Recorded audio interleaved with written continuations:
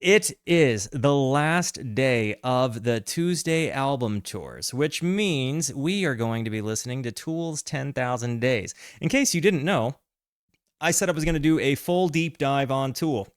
Not a lot of artists get that treatment. That treatment is reserved for people that I think pass the lunch table test, which is simply put, would I have sat with this person at the lunch table in school in general? Do I relate to them on some core level of my being? And I'm not gonna lie, Tool's first impression to me with the live version of Sober, where I did not understand what it was I was hearing, really put me off. And for like 2 years, I avoided them like the plague. And it wasn't until we finally started listening to the albums together by chance that I realized these people understand who I am. When I listened to Anima and then to Lateralis, it occurred to me these are my people, and I don't know another way to put it. Like so much of the music I like is rooted in Tool, and I only know that now because I've listened to like two of their albums. But I don't know that I ever heard something as conscientious and metally as this, you know, and psychedelic. And I'm gonna be honest, I have absolutely encountered this being two different times in my life, and if you know, you know. But um, 10,000 Days. This is one I'm actually really excited for. We just finished listening to Judith by A Perfect Circle. And I'm not going to lie, I had a lot of really big feelings about that one. If you care to know, I'm sure you can find it somewhere else on my YouTube channel. But needless to say, I feel like that provided very perfect context. I also feel like that particular song made me relate to Maynard in a way I never thought possible. And it's only if only relation in a phase of life that I can reflect on, right? Like remembering from whence I came, so to speak. But it's got me pretty excited for this particular album. Besides the point, again, having encountered this being a time or two in my life, I can absolutely tell you it was life changing both times. And um, I also feel like that lady told me I was good. I didn't need to go back, and it's something I definitely respected because if you've met, and I say the lady, but it's just because when it communicated with me, it was in a feminine presence. However you, if you know, you know. But um, I definitely felt like she, it, they, them told me I had what I needed. And I needed to stop chasing enlightenment. That's as honest as I can be about it. And it totally changed the course of my life. Yeah, I absolutely will, Scooty. Thank you for that. Guys, this is a music discovery stream, and Tool is an artist or a band whose catalog I intend on covering in entirety. Especially after seeing Danny Carey rip. I mean, there's so many moments where I've thought to myself, like, oh my gosh, this is so rooted in all so much of the music I love, and then I get to the lyricism, and I'm like, I get it. I get it. And seeing this particular being on the album covers got me excited in a way I don't know that I can articulate to you unless you know why I'm why I get it. But without jumping into have you tried DMT? I'm gonna hop into this thing. This is a music discovery stream, so I need everybody here. Let me know. Have you heard this album before, or are you raw dogging a first listen with me? Guys, I think I've waxed poetic enough. I'm gonna hit the play button. Before I do, it's very important to me that you know that you are awesome, that you are valuable, that you are important, that you matter, that you are deserving of love, and that I am abundantly grateful for even a moment of your time. If you like what you see, feel free to hit the like and the subscribe button. It goes a long way to help me out. And if you really like what you see, leave a comment. I would love to hear from you, or join us on Kick or Twitch live. I stream every Monday, Tuesday, and Wednesday at 8:30 p.m. Arizona time. And I know I speak for all of us and these wonderful people over here that we would love to have you by. Come hang out with us. Come discover music with us. Like I said, every Monday, Tuesday, and Wednesday at 8:30 p.m. Arizona time. So this album looks like it came out May 2nd of 2006. So this puts me in my about to finish my freshman year of high school, because my freshman year of high school was 0506. So I was a freshman in high school at this time. Also, based on what I've heard before, this is absolutely headphone listening music. So headphone listeners, identify yourselves. Let's talk about this. Now, this is an hour and 15 minutes. So admittedly, guys, this is probably going to be the rest of the stream. And admittedly, this is probably going to be a long video, especially if the commentary is of or relating to what I heard in the song Judith. But I'm excited. Guys, again, Raw Doggers, identify yourselves. This is a music discovery stream after all. But without further ado, this is Tool's album, 10,000 Days. And the song Vicarious, opening it up. Here we go. Bingo bango.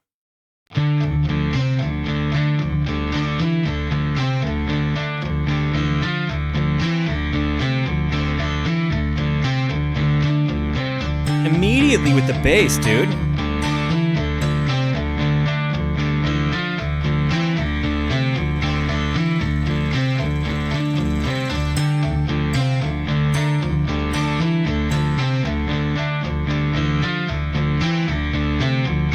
Timing for days. I'm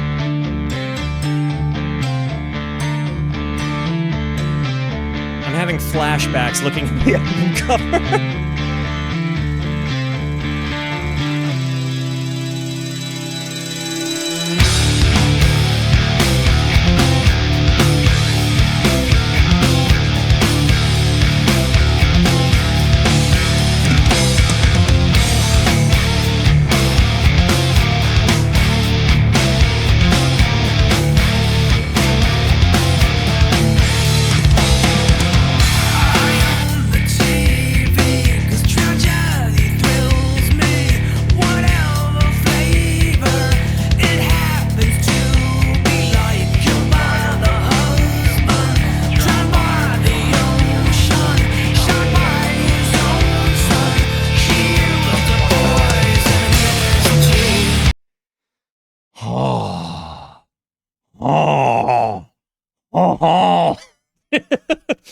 Immediately, yes.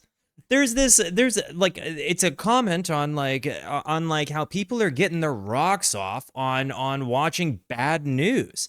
Then you have all of these crazy time, like the bombastics of these moments, right? You've got this, I've said it before, but the bass being so melodic and present, and then it's like you've got Adam on guitar, kind of in the left ear or the right ear primarily. 3, 4, 5, 1. Nope. Is this? You've got this subtle percussion, and then it dink, dink, dink.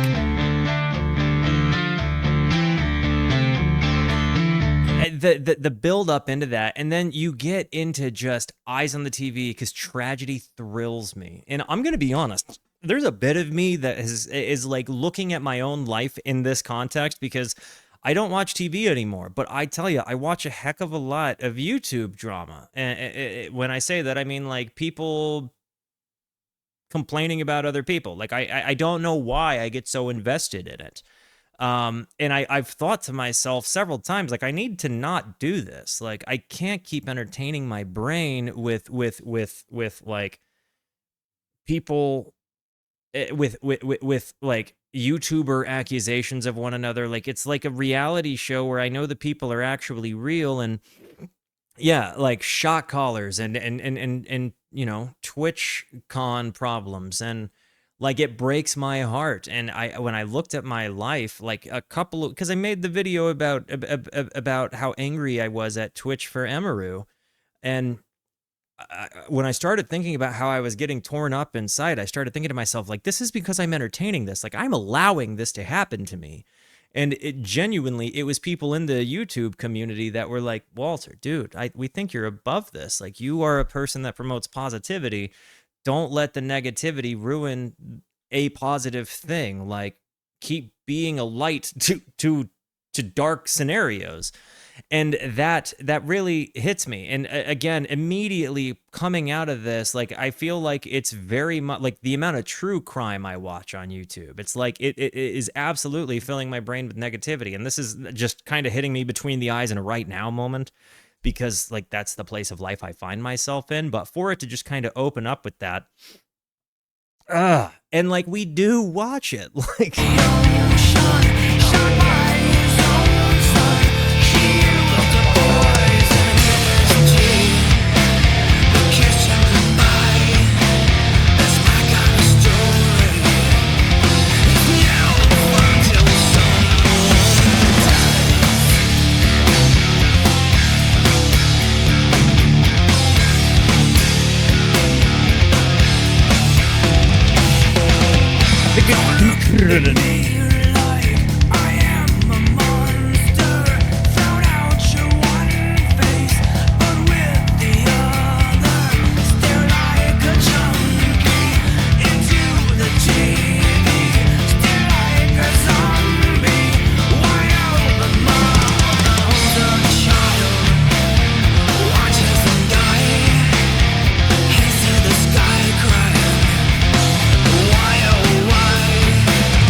Even his comment on people making themselves the victim of their own problem.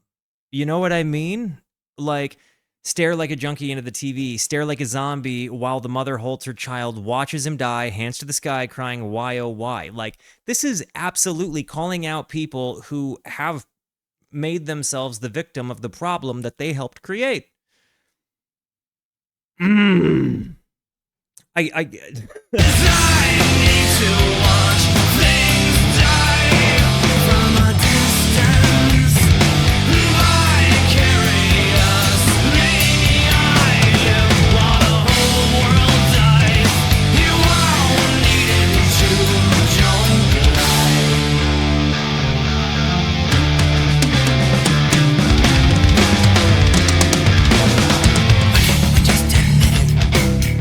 Why can't we just admit it? We won't get pause until the blood is flowing. Neither the brave nor bold, the writers the story's sold. We won't get pause until the blood is flowing. I need to watch things die from a good safe distance. Vicarious, me, I live while the whole world dies.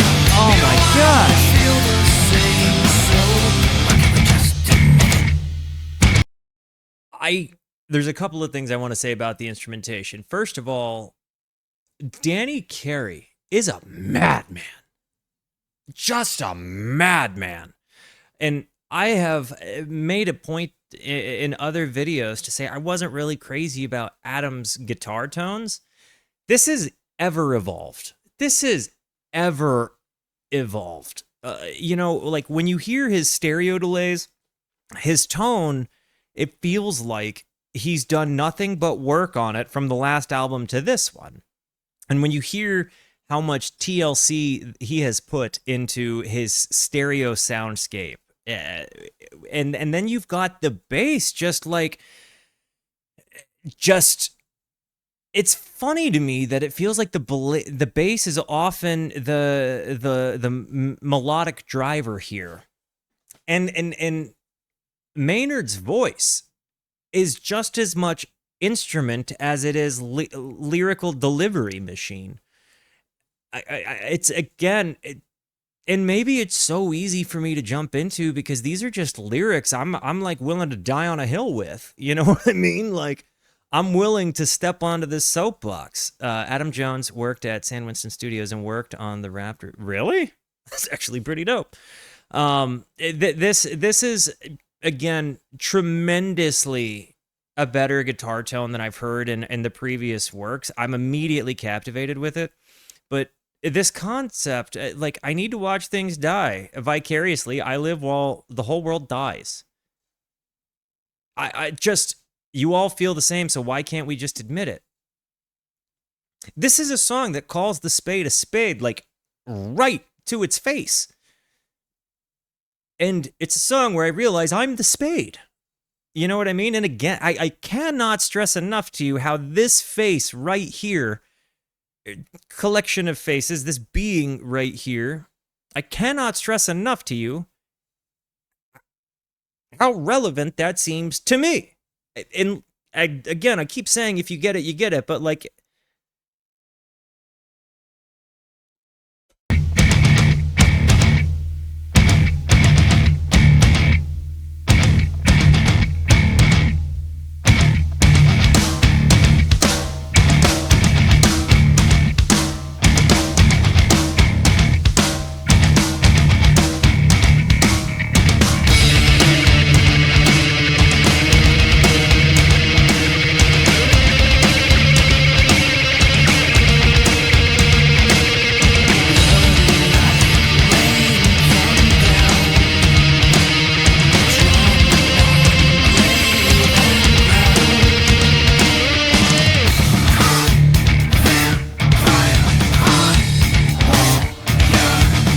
My brain is breaking listening to this, and I'm full of it.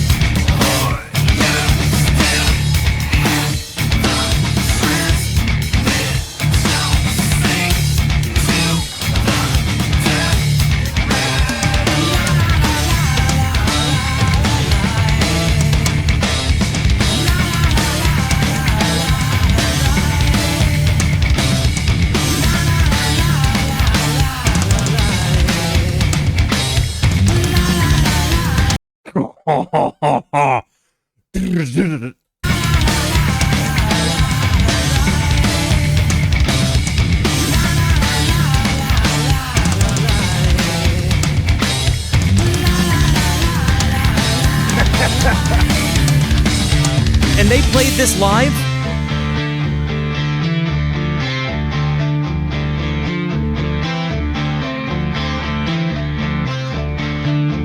How many of you guys saw Tool when they were touring this?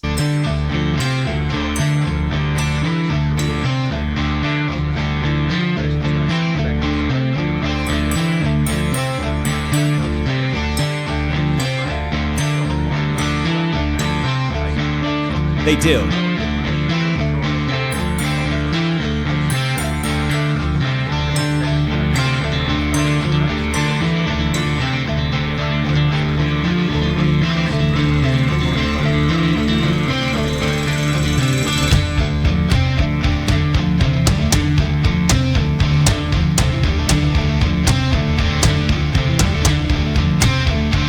Welcome to the Grove, or the Groove.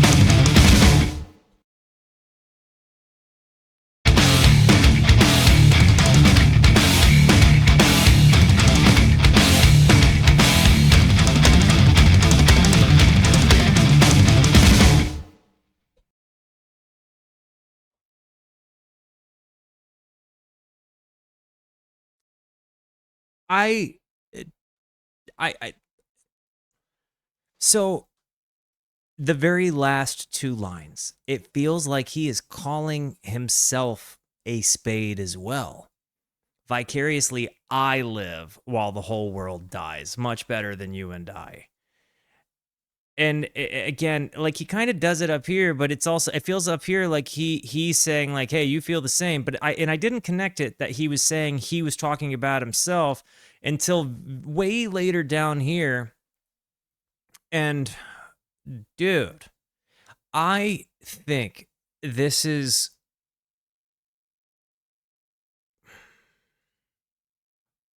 remember earlier when I said I felt like this thing was telling me I needed to not go back because I was chasing enlightenment.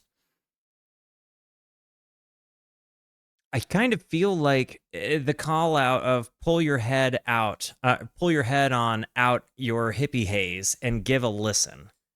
You know, like it kind of feels like that's a similar way of putting it. You know, quit chasing enlightenment through substance or chemical or whatever. It's absolutely it's like one of those things. I think you kind of find that a lot of people find spiritualism after heavy psychedelic use, um or because at some point they got it, they realized it was kind of within them, you know what I mean, like they had the tools they needed. And it kind of feels like maybe this is a little bit of a comment on that, but it also feels like this is getting to a conscientious enough point in life to realize the dark cycles that we live. I don't know that I could say enough about this. Like again, it's something I friggin' get, um, on like a deeply personal level. And again, like I'm sitting here calling myself a spade because I'm a spade.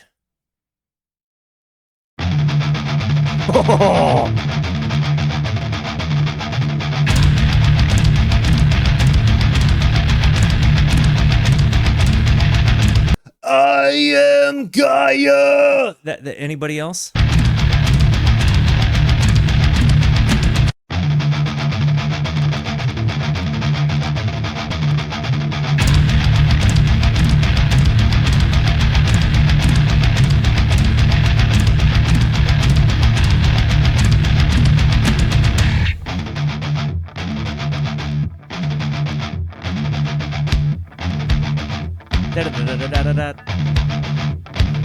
Here from the King's Mountain View. Here from a wild dream come true. The percussion in the back? Feast like a sultan I do.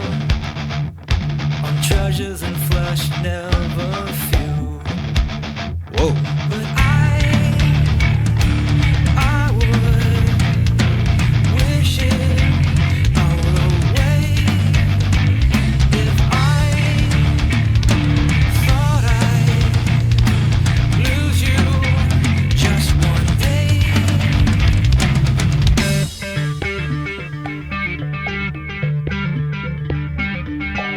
The bass delays.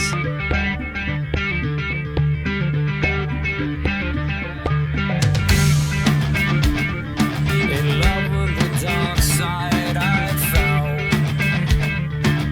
dabbling all the way down, up to my neck soon to drown. But you changed that all for me, lifted me up, turned me around. So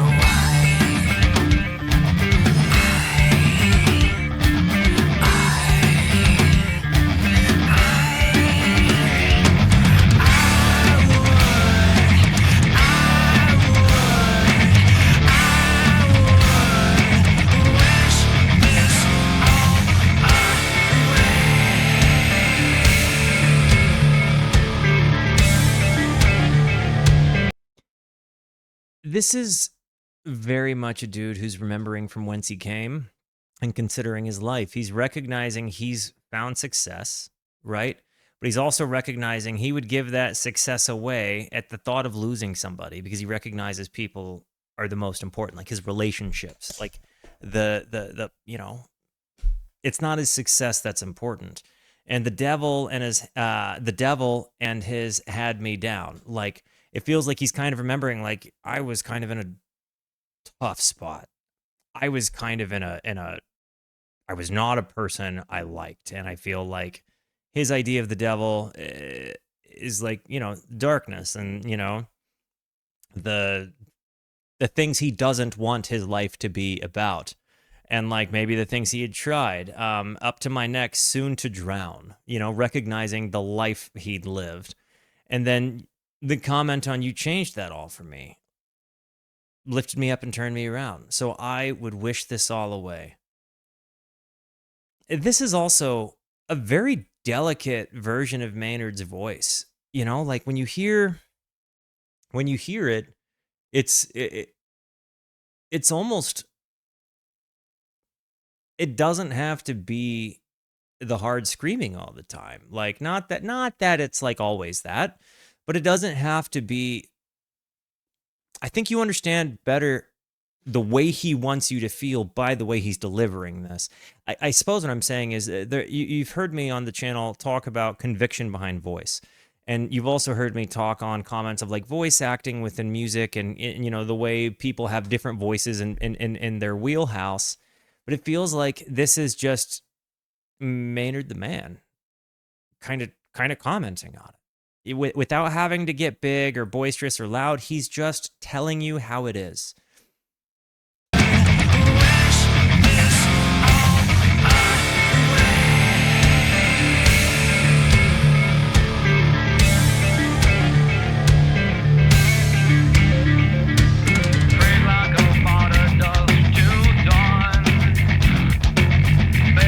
Also, prayed like a martyr, dusk to dawn.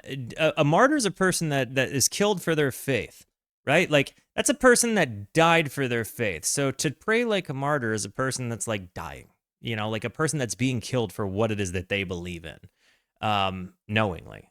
Like when you think about the prayers of a martyr, they could sound anything like, God, I understand why I'm dying, and I recognize that this is for you and the greater good of my faith. It could also be, God, I don't want to die. Please don't let me die. Let's figure something out. Think about the context of being a martyr, like a real martyr that dies, that gets killed in your, in the pursuit of your faith. And praying like a martyr is a gnarly way of saying something. And knowing what his kind of background was in faith, that speaks it all the more louder to me.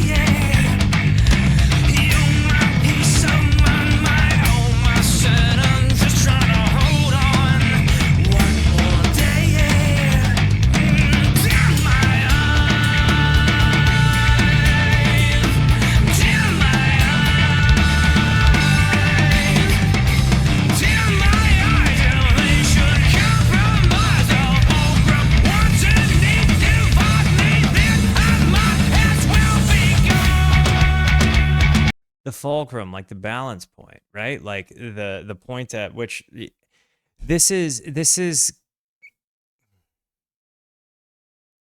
I almost feel like he's maybe not singing to a particular person. It almost feels like it's something that he could be looking at himself in a well-adjusted point and realizing like the balance is what is the most necessary.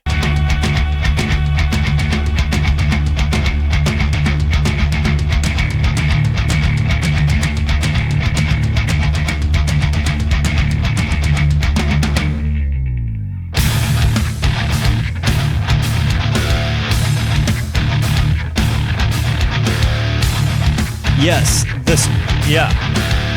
Which, with this, again, makes perfect sense.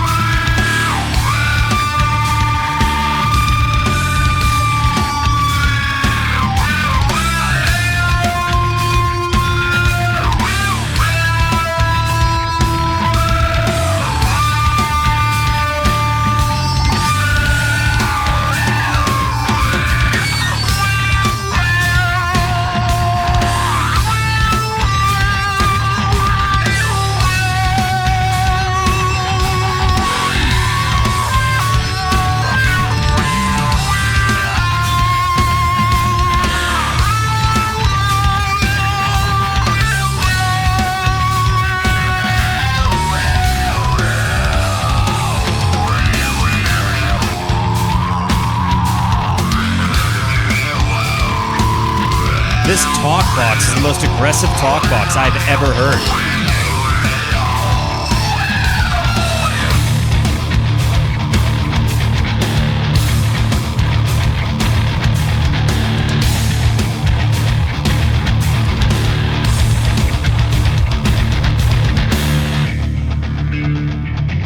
And to the perspective, I don't know that I think he is commenting so much on him.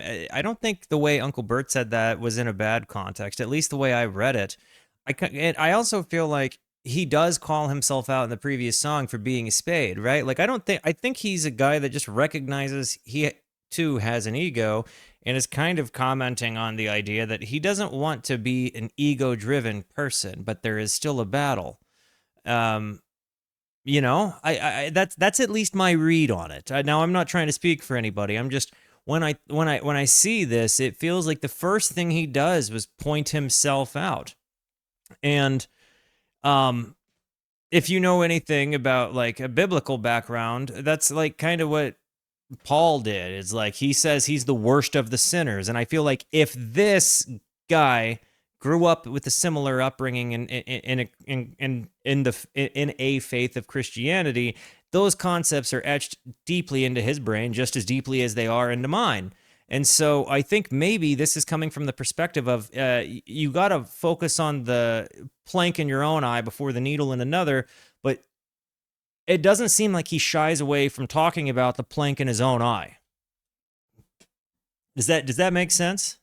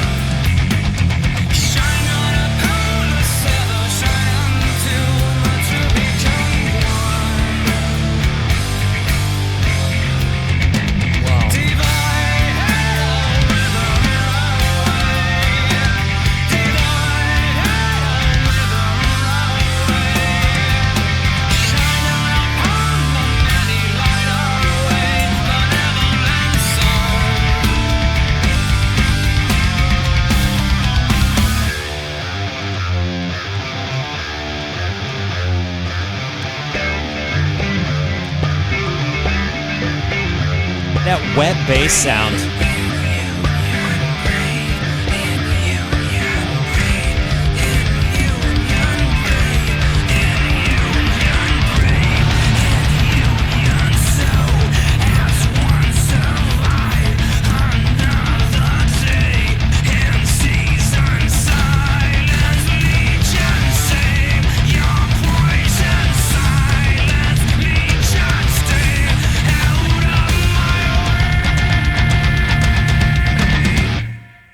I can't get past the biblical imagery in this. And silence, Legion, save your poison. They call my name is Legion, for we are many. That's what a demon, a collection of demons said to Jesus before being expelled. And it feels like he's commenting on the idea that his uh, the duality of his ego and the person he wants to be are you know, that you know, that's where Legion is like the version of himself he doesn't want to be, and he has had a great many opportunities. I tell you, if this guy, any of these guys in the band, in fact, if they wanted to ruin their lives, they could do it better than any of us could, because they've got the means to do it. They can buy the best drugs. They can bang the best looking people, you know, like they can live in excess upon excess. And it seems like there's even a comment saying like they could do that, but maybe what they have found is balance, and even this benevolent light, like, hey, whatever it is, conscientiousness, goodness, God, the universe, energy, karma, whatever you want to call it. Whatever you are, help me stay in a way that is lacking in ego, and centered and balanced, and recognize the good for the good, the bad for the bad. This is some of the most conscientious lyricism ever. And again, I feel like maybe Silence Legion, Save Your Poison, Silence Legion, Stay Out of My Way, even kind of has a get behind me Satan sort of concept to it. Um, and maybe I'm making connections to dots that don't need to be connected. But I think, yeah, this is without question one of those, you know, it's something I get, dude.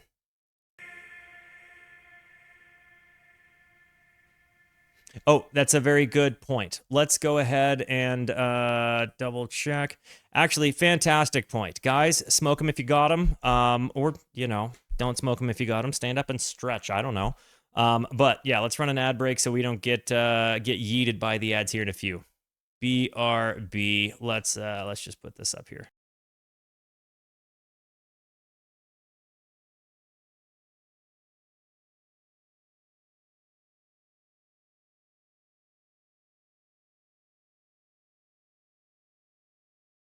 You know, I was sitting here thinking about how kind of interesting this discography has been thus far. When you really start crunching it, it feels a lot like seeing an evolution of a person, from a person that had every right to feel the way they do into a person who's coming to terms with the person that they are and the person that they want to be. It feels a lot like seeing character development in music. And as a, I mean, as a rock enjoyer, as a music dork, like it's really hitting a lot of buttons in my brain, like the polyrhythmic thing. Danny Carey, Danny Carey. Honestly, this is two songs in. It's my favorite sounds from Tool in a lot of ways, because I think just because it's got like, it feels like not only has the man that wrote the lyrics evolved, but it feels like the band of musicians have evolved. I added some interesting context in the Discord for this song. Okay, gotcha. Um, Thank you for Context Crew. W's for the Context Crew, by the way. Keenan, I think probably the stupidest thing I could have done on 10,000 Days was put myself out there as much as I did with the track Wings for Mary Part 1, or Marie. Wings for Marie Part 1 and 10,000 Days Wings Part 2. I'll never make that mistake again. It took too much out of me, too much emotionally, mentally, physically, all those manifestations. Those songs were exploited and misconstrued. People were flippant and dismissive. I won't be doing that anymore. And technically, Wings is very difficult to pull off. If any one of us is off, it falls apart and makes that thing tragic. And that's not a good song for me to have fall apart. It's just too personal. He always broke down singing this live. Honestly, as a as an artist, I can absolutely relate to that, because there are some songs that I just that I've written that I recognize came from a hard place that I just couldn't couldn't probably sing myself, right? Certainly not songs to share with people. And I think especially recognizing how clearly vulnerable and yeah, I don't know. I'm interested to see what he means by this, but it's kind of a bummer to see that people, again, I hate to know that the reaction to it was flippant, so to speak, especially with what I'm guessing is about to be a really complex piece of music. Um, I feel as if I feel as if some people got turned away from Tool because of how or what is being introduced to them. There are definitely gateways into a gentle walk towards Tool, like walking towards the deep end of a pool and instead of dropping right in. That could totally be. I feel like, by the way, are there any OGTs in the chat right now? I only know that because of the other albums, but it feels like maybe that quote feels like it was kind of a comment on how maybe the OGTs really just didn't like him. I could be wrong.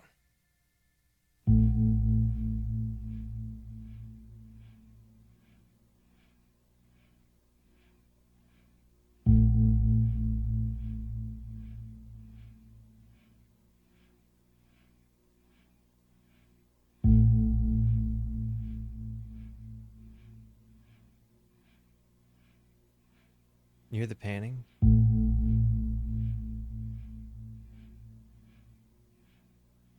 It's real subtle.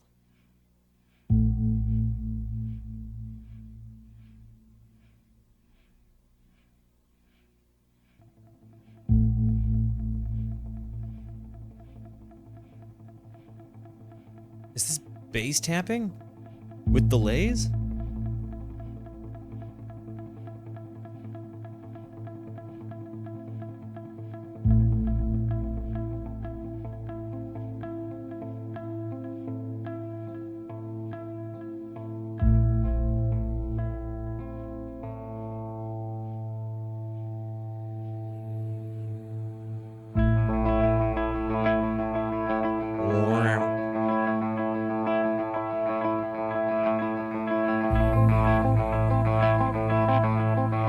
Oh my gosh.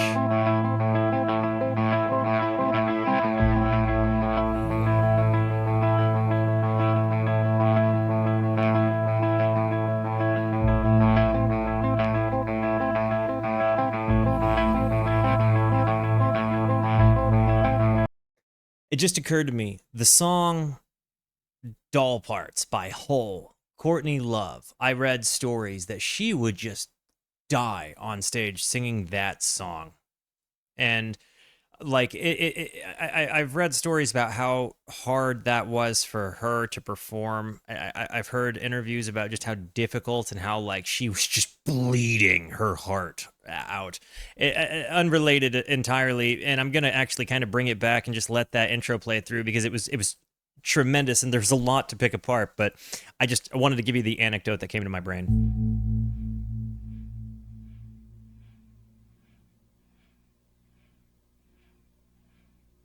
LaCroix's out, boys.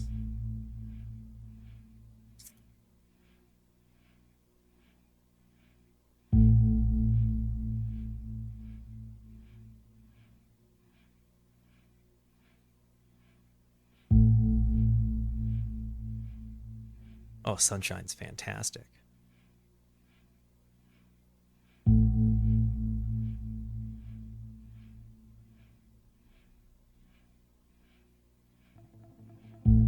This part is what happens with the sound panning, the stereoscape. It's just unreal.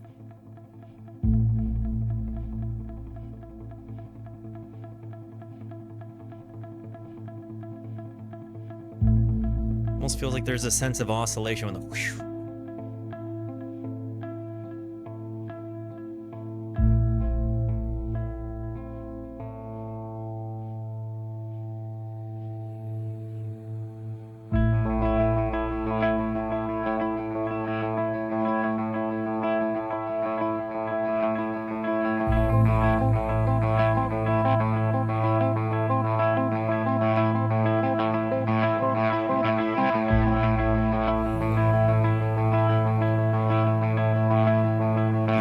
Vocal ad libs.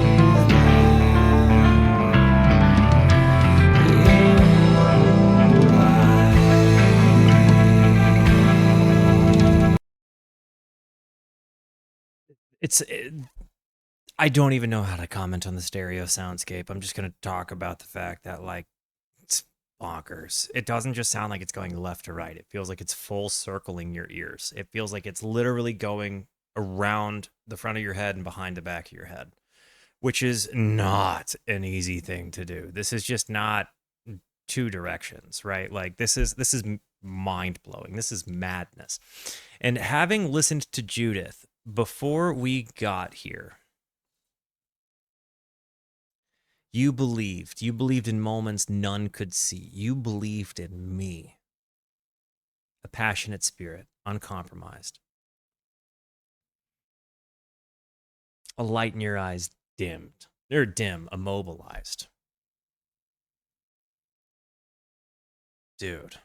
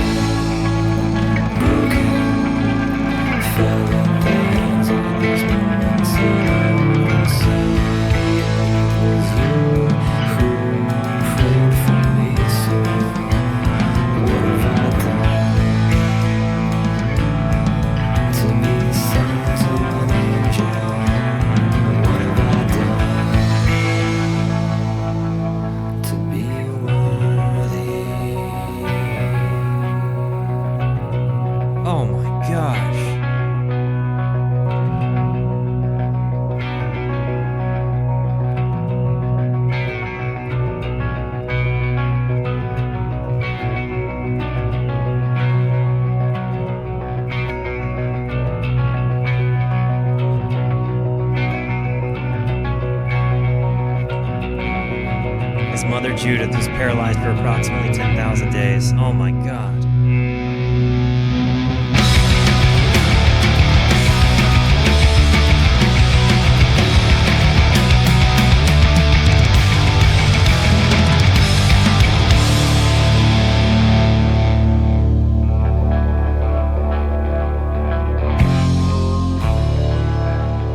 The dynamics just hit me kind of look.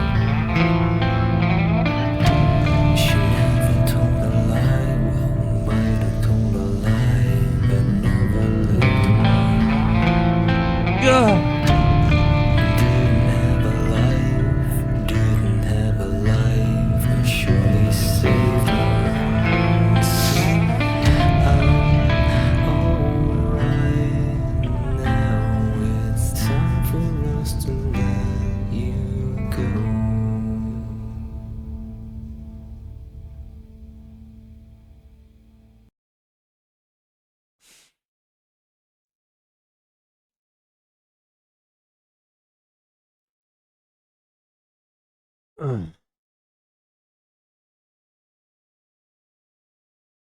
don't think I'm the only person that couldn't help but see myself in my. I'm gonna bring it back. I don't think I'm the only person that saw myself in this lyricism.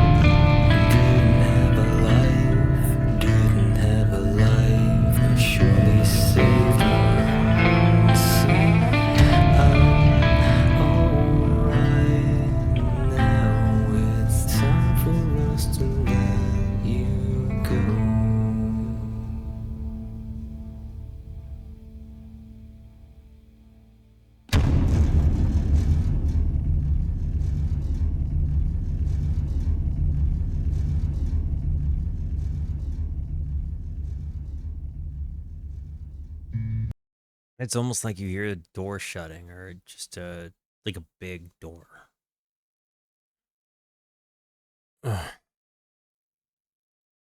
Or, yeah, morgue or lower.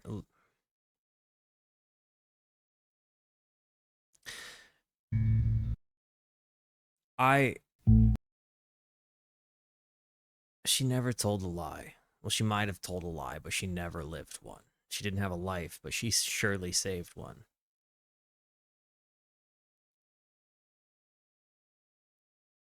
And please forgive the self. If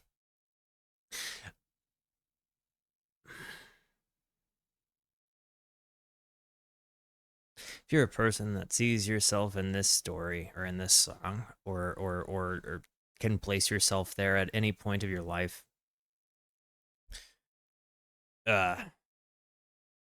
I get it. 10,000 days.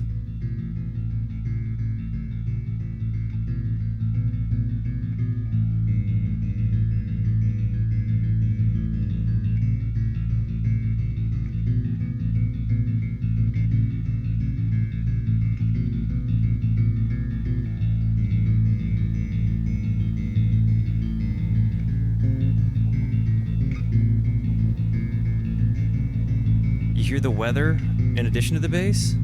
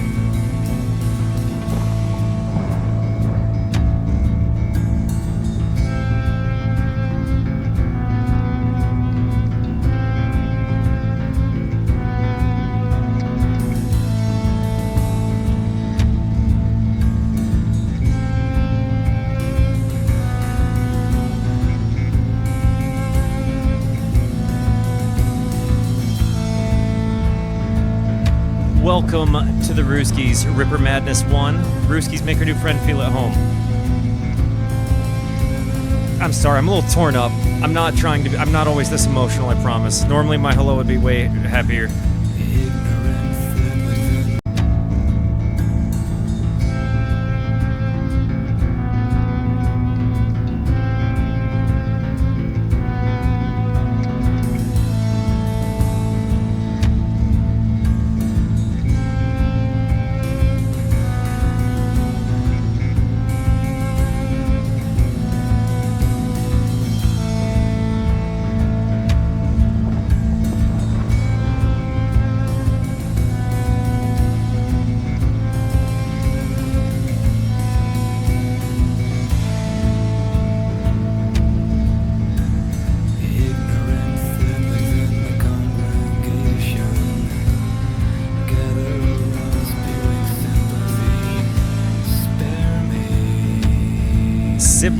congregation, siblings in the congregation. In church, we would frequently call, growing up, we would call somebody, like, instead of Mr., you would say brother, or instead of ma'am, you would say sister. So, like, you know, my mom, for example, would have been Sister Esther. My dad would have been Brother Walt, in church only. But ignorant siblings in the congregation gather around spewing sympathy. Spare me.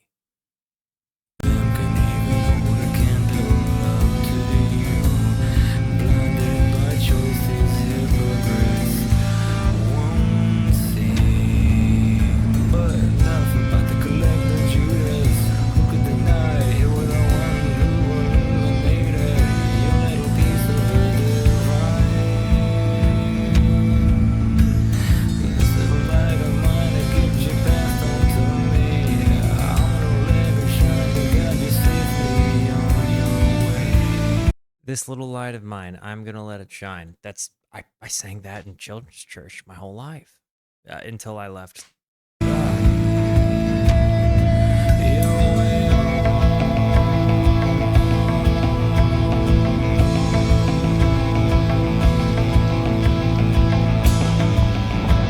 Oh.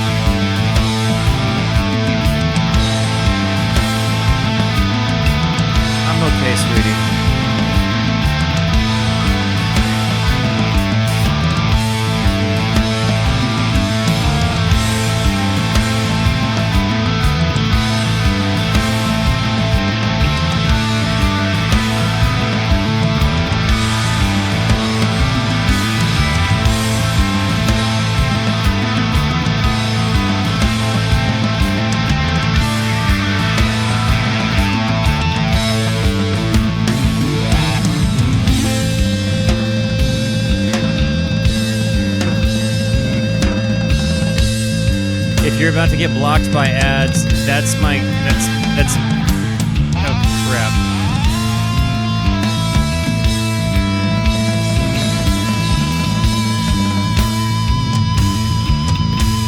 If you get hit with an ad, just go there.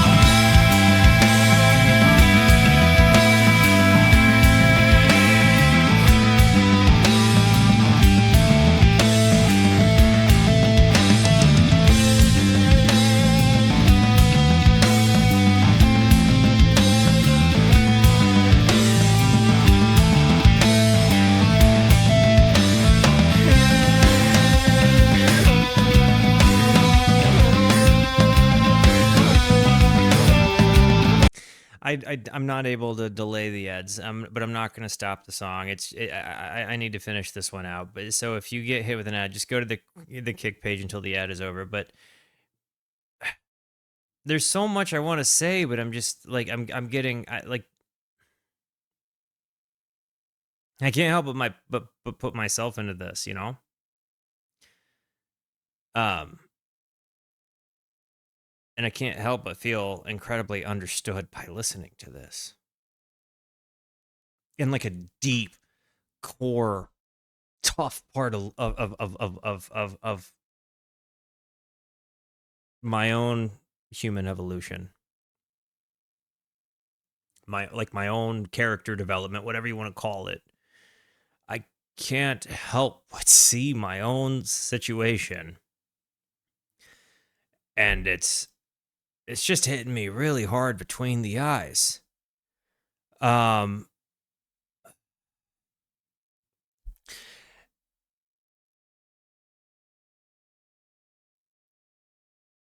guitar tones and the bass tones are unreal. Unreal. The stereo soundscape is unreal. The TLC that I know went into making this. Because if you know anything about music and its recording process, if you know anything about how difficult what it is they're doing is, even just tone seeking to get to these things between the bass, which is actually surprisingly clean, and then you've got this really sustained guitar part and Danny friggin' Carey, dude. But then all of that is somehow in my brain just getting dwarfed by the lyricism. And like, this is one of the times in my life where I'm doing this reaction and really pissed that I heard this as a reaction, because I have to pause it and talk about it. And, you know, I'm doing it on the, like on the show. Right. But,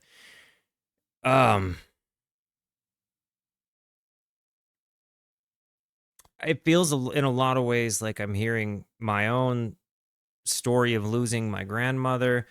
It's articulating in a lot of ways the fears I have about losing my own mother, who is like one of my best friends in the world and very much fits this description, minus a debilitating disease or illness. And God willing, that stays the same for many years and permanently even. But to know the depths that somebody writes something like this from, and to know the musicianship and the virtuosic nature of being able to put this onto recording is just, there are so many layers to what's making this mind-boggling to me. And all with this artistic thing, which is just a representation of something a whole bunch of people have seen in their own, you know, exploration of ego or lack thereof. You know, when you're just some celestial being floating through what appears to be another plane of creation and get hit with this really loving yet potentially frightening, you know. When I encountered this, I can remember feeling very much, as I opened my eyes back as Walter, like remembering a Bible verse, the fear of the Lord is the beginning of wisdom, and feeling like that came to my mind because of this face. And then, I don't know, it just, there's a lot of things, like I feel like I'm having a lot of connections in my brain hearing this, and it's just,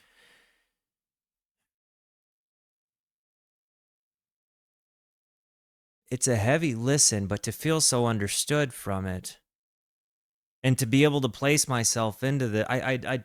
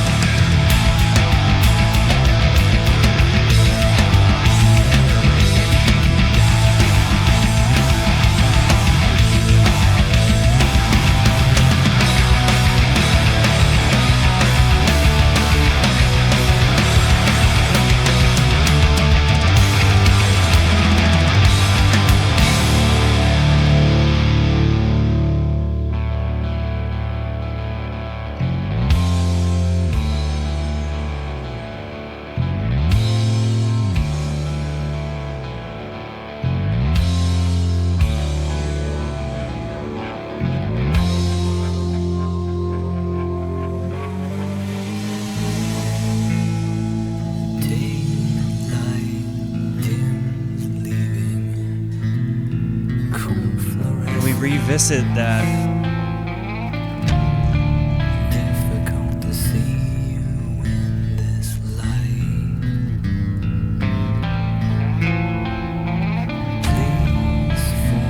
Even the sounds make you feel uncomfortable, the way he must feel writing this and discussing this. Should you see your maker's face tonight?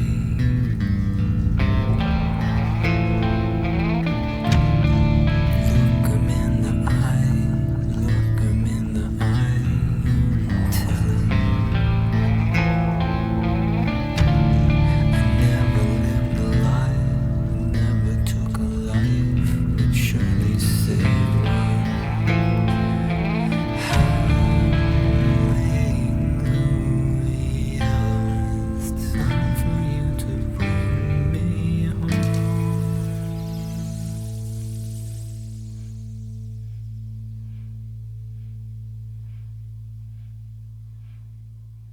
And we're back to the beginning.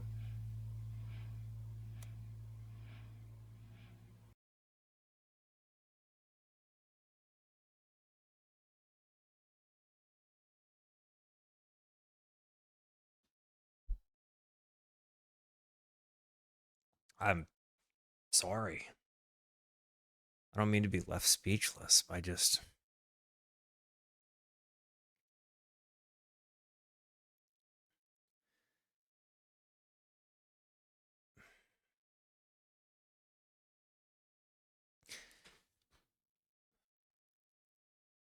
If I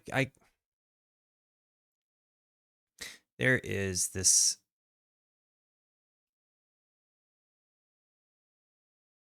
thing in Christianity where people talk about shining a light and,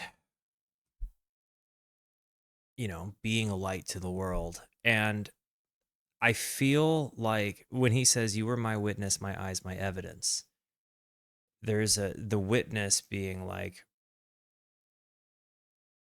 my witness, like you're you told me it was, and I believed it.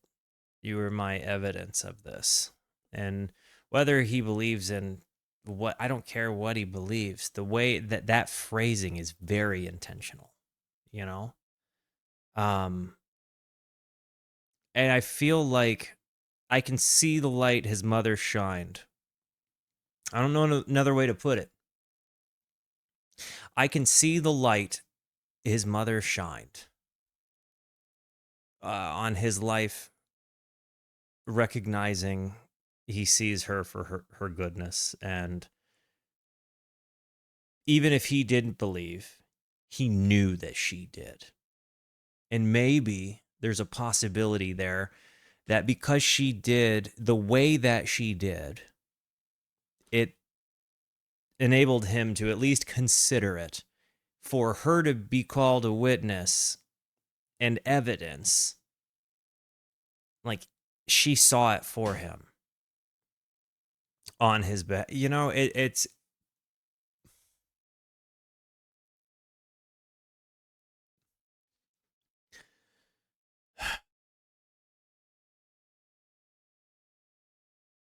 this is one of the most gut-wrenchingly beautiful things I've ever heard my whole entire life. And it perhaps it's just coming from a place of understanding, down to the religious turmoil that one might experience, down to the experience of grief, down to watching someone die.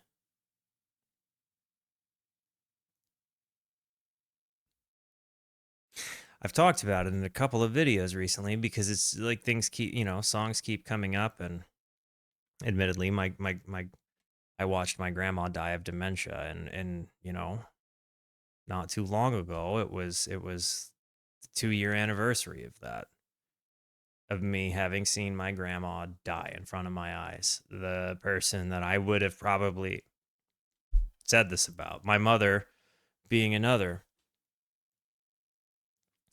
for her uh um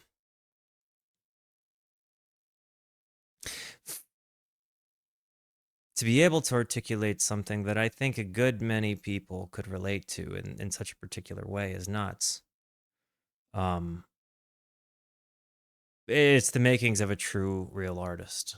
I mean, it's alarming to me that people would look at this as anything other than just like.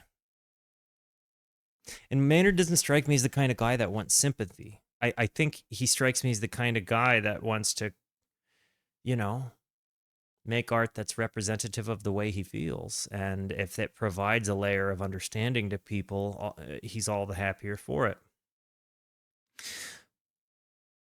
But he's approaching heavy concepts that I think a lot of people are just terrified to discuss because of how vitriolic people can be with the concept of faith or religion or God or anything. And he does this in the face of all of that, even coming from a point of being able to recognize his own vitriol in the past and recognizing where this is now. Or at least up to this point in time, right? I'm shaken, dude. Like I'm shaken.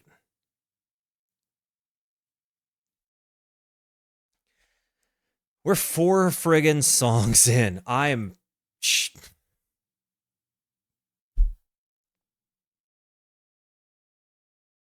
don't know that too many songs in general in the world, period, have ever hit me with the level of understanding like that one did. And it's not in a way I ever thought I would be understood whatsoever, without any reservations. I can absolutely tell you, I never, even for a moment, thought I would ever be articulating any of these things online in front of people. Shout out for my beloved wife. And my doggle.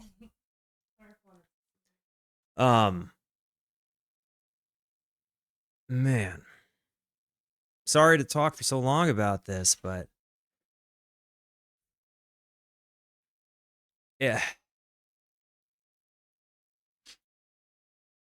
Thank you guys for making this a safe place to communicate these things. Because admittedly, as a creator, it's kind of scary to talk about things like this because you don't know what vitriol might get thrown your way for even mentioning it.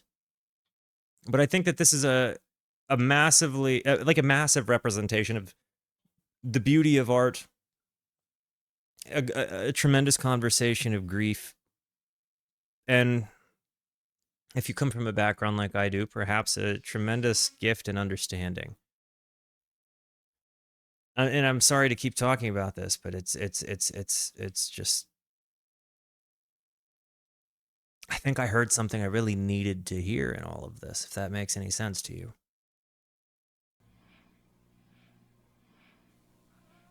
Who are you to wave your finger? You must have been out your head. This is the same guy. Deep in muddy waters, you practically raised the dead. Rob the grave to snow the cradle, then burn the evidence down. Soapbox house of cards and glass, so don't go tossing your stones around. You must have been high. You must have been high. You must have been. Can we just talk about some immediate whiplash? That was a kind of needed that one. I'm not gonna lie. Who are you to wave your finger? You must be out of your head. Eye hole deep in muddy waters. You practically raised the dead. And the line soapbox, house of cards, and glass. So don't go throwing your stones around. Like, what an interesting concept. Like, you know, the play on the phrase people that live in glass houses shouldn't throw stones. It definitely was a hard left turn from that last one.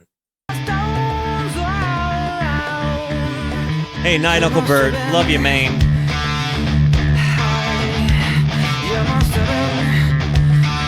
The pot calling the kettle black.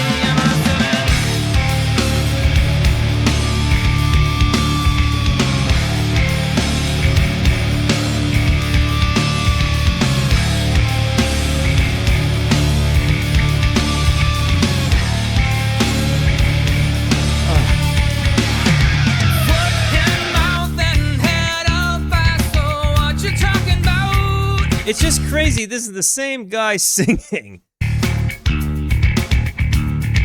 Difficult to dance round this one till you pull it out. Boy, you must have been so high. You must have been so high. The play on words of the pot calling the kettle black, but also you must have been so high. Beautiful.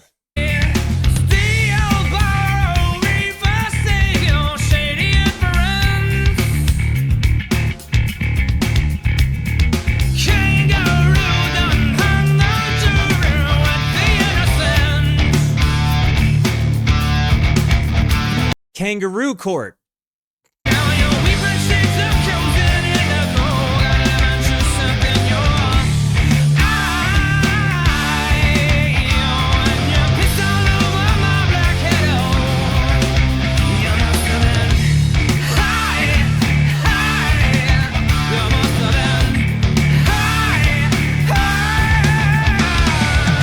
This is a version of his voice I've never heard.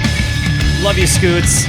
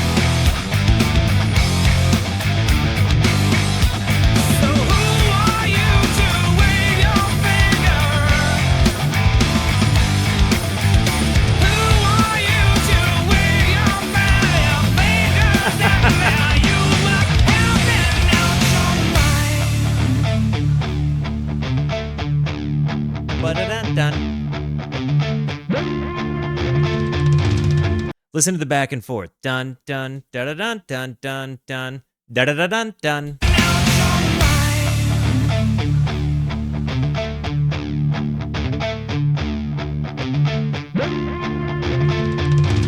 Ah!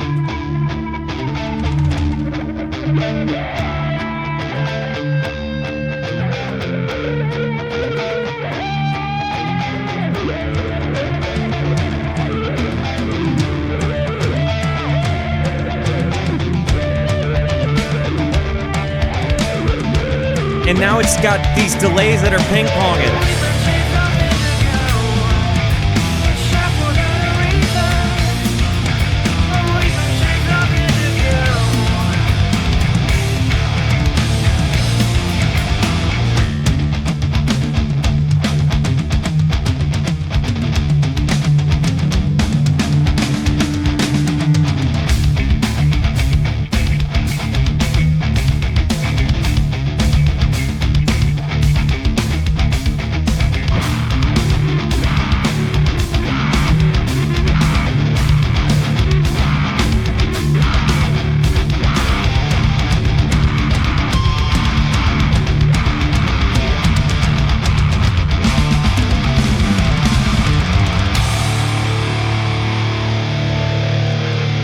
The decay here, that tone is ballsy.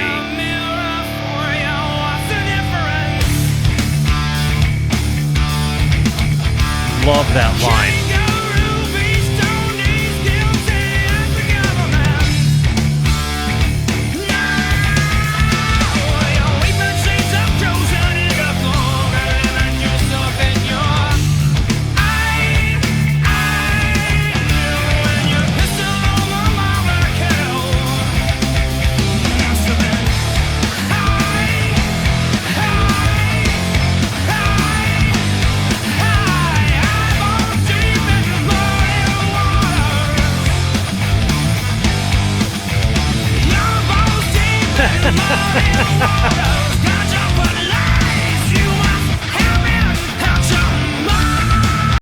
Ganja Police!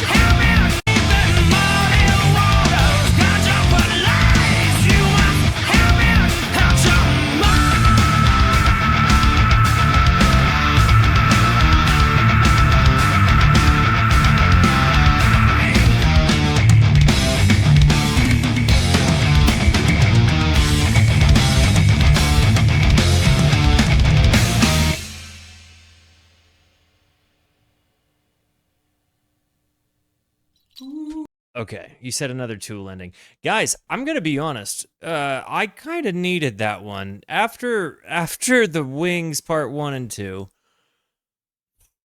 I was feeling incredibly heavy. And then you get the pot. And that really was a level of whiplash, the likes of which I don't think many albums can deliver on. Like, not too many albums just go, you know, and again, the double intention behind everything that he says, like, again, his voice is equal parts instrument and lyrical delivery machine, but it's like he's always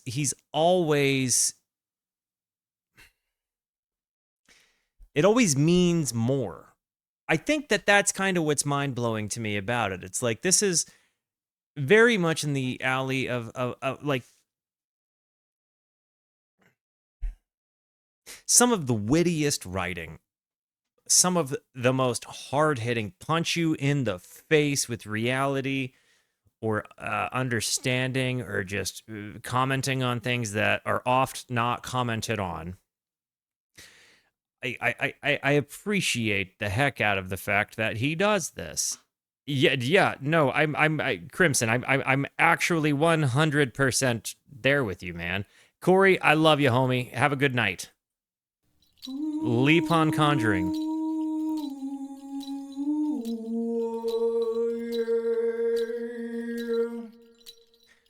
I also want to comment on how impressed this makes me. Producer, Tool. Composer, Tool. Lyricist, Tool. Associated performer, Tool. Engineer, Evil Joe.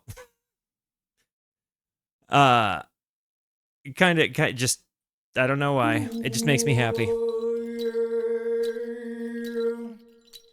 Shout out to Bill McConnell for the vocal, I guess.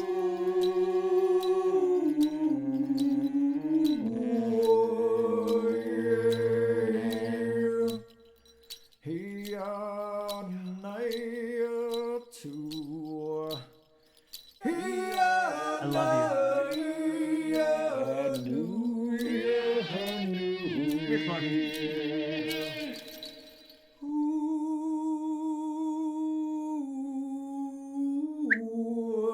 You gotta shut the door,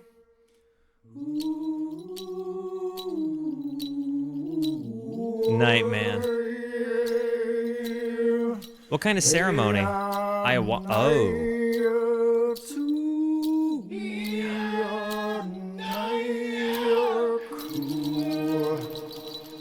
Hang on.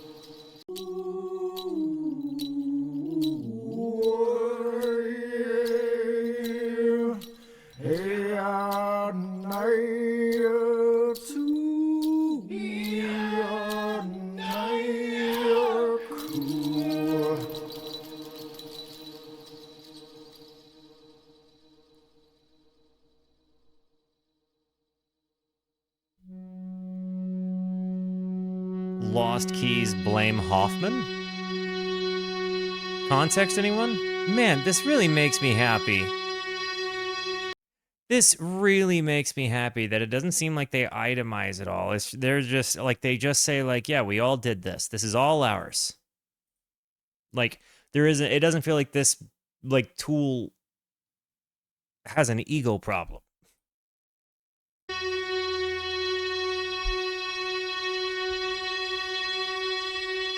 Oh, that guy.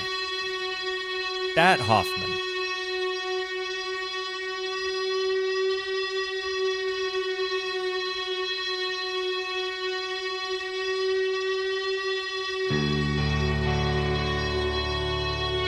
Like Bicycle Day. Like Albert.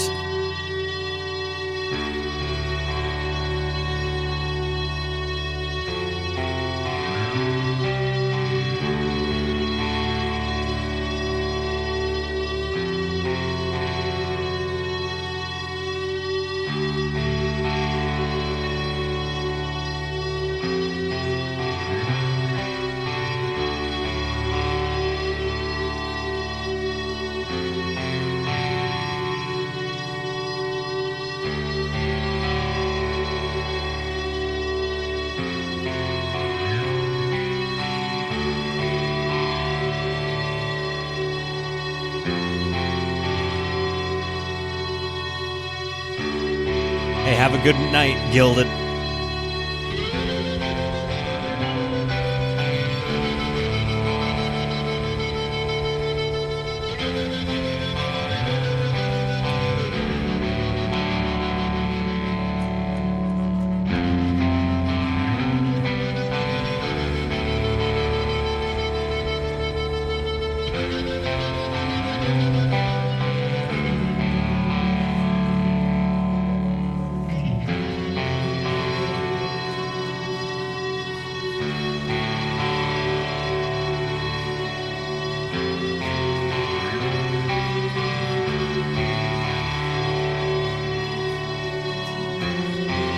Love this soundscape so much, this droning.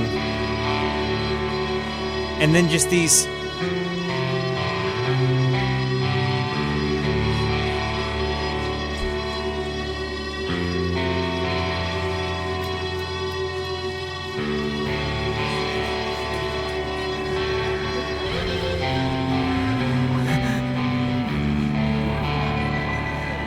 Excuse me, doctor? If you have a moment? A moment? What's the question? More of a situation.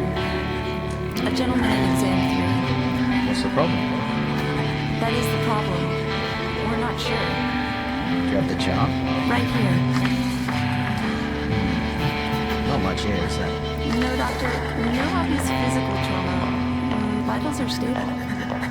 Name? No, sir. Someone drop him off? Maybe we can speak to them. Let's get some background on this file. No ID. Nothing. And he won't speak to anyone. Well, then let's say hello. Good morning, I'm Dr. Watson. How are you today? How are you today? Look, son, you're in a safe place.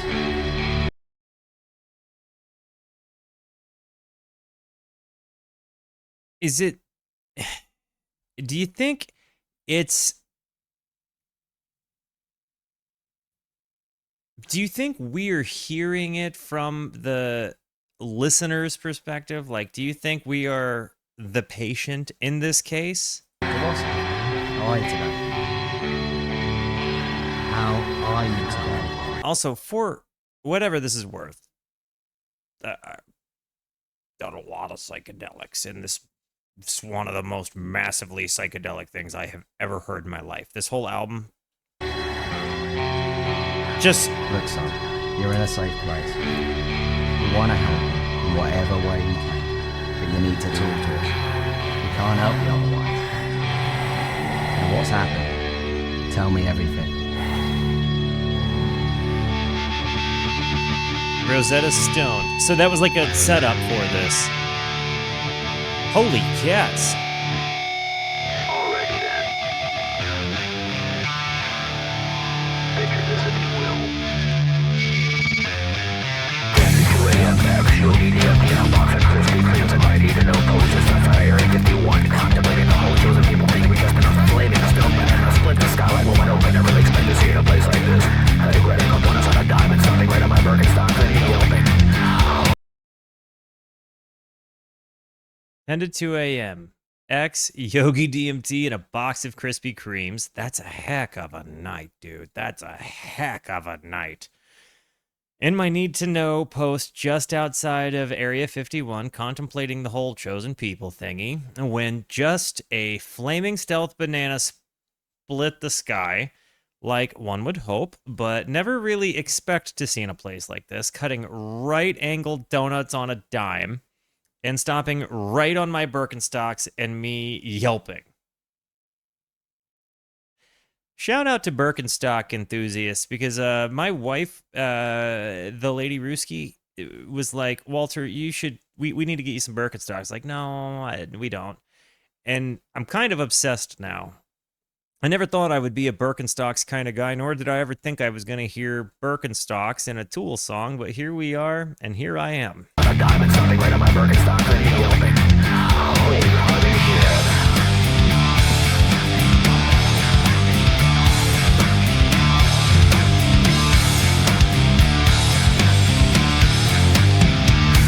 The X-File being moved by some kind of blue-green jacket.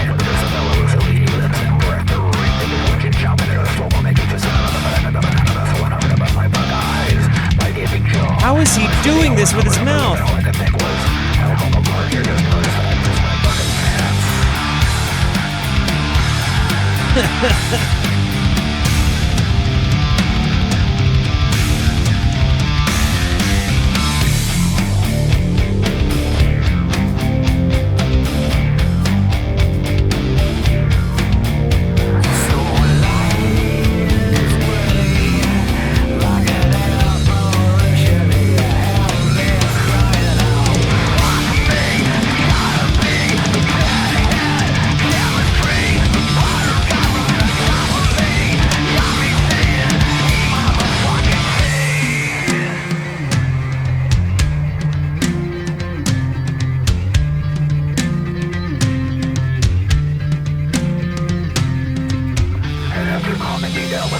Slices and some needle spooning. He revealed to me his singular purpose. He said, you are the chosen one, the one who'll deliver the message. A message of hope for those who choose to hear it, and a warning for those who do not.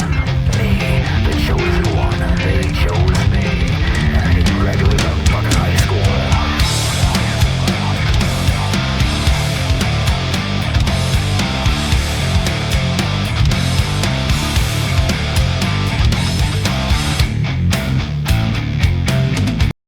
I am just along for this friggin' ride, dude. It feels like he's absolutely talking again about just going so gnarly into like I don't know if you ever done a 10 strip and then you see little like black holes in your vision that feel like they're kind of sucking up whatever vision you're seeing, but also everything else is staying the same place, and they're just like I don't know how else to describe it, but it kind of feels like I'm hearing a dude tell me a story about that.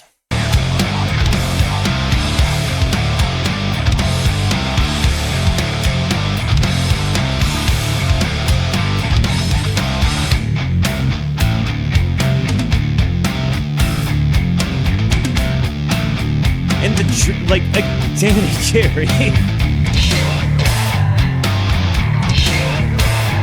What is Danny Carey's best work for all of you Tool fans? In my brain, it's still like I think Numa is this is in close contention to that though.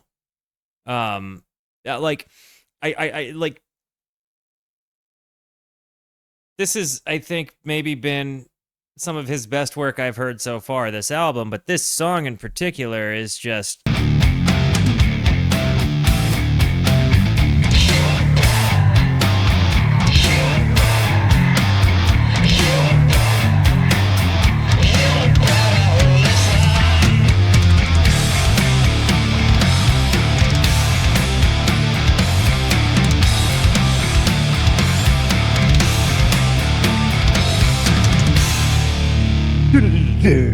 I love his parts.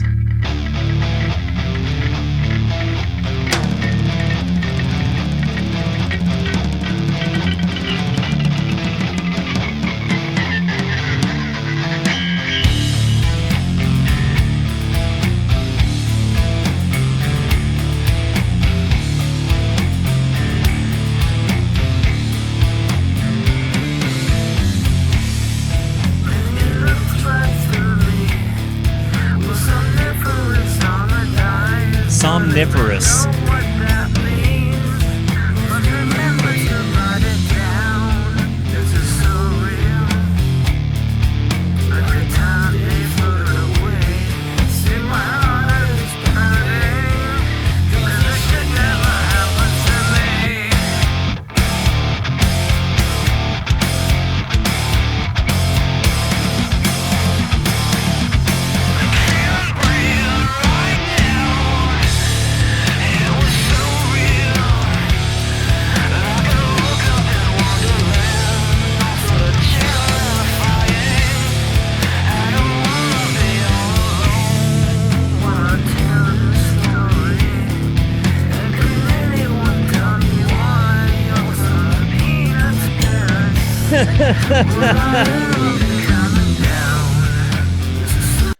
That's a very real feeling. Oh my gosh. You said this was written about somebody's actual story.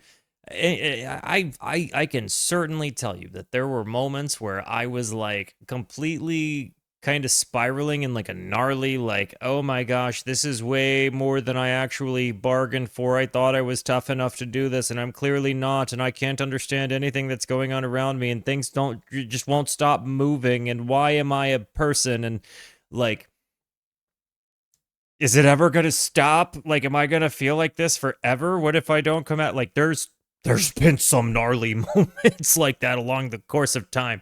So happy I'm not that kind of like, damn the torpedoes, I'm gonna eat 10 of them. But it does, like, this is like very relatable.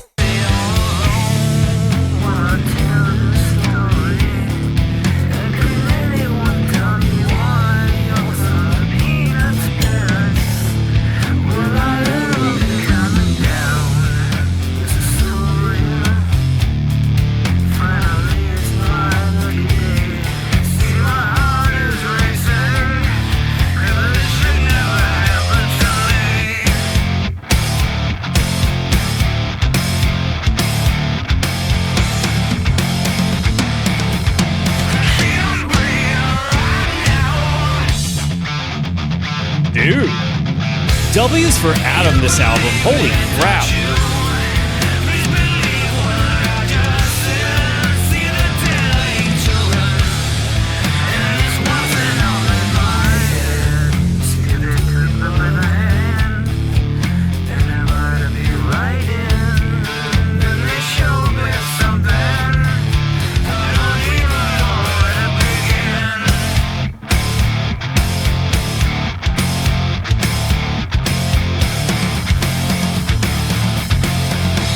Danny Carey.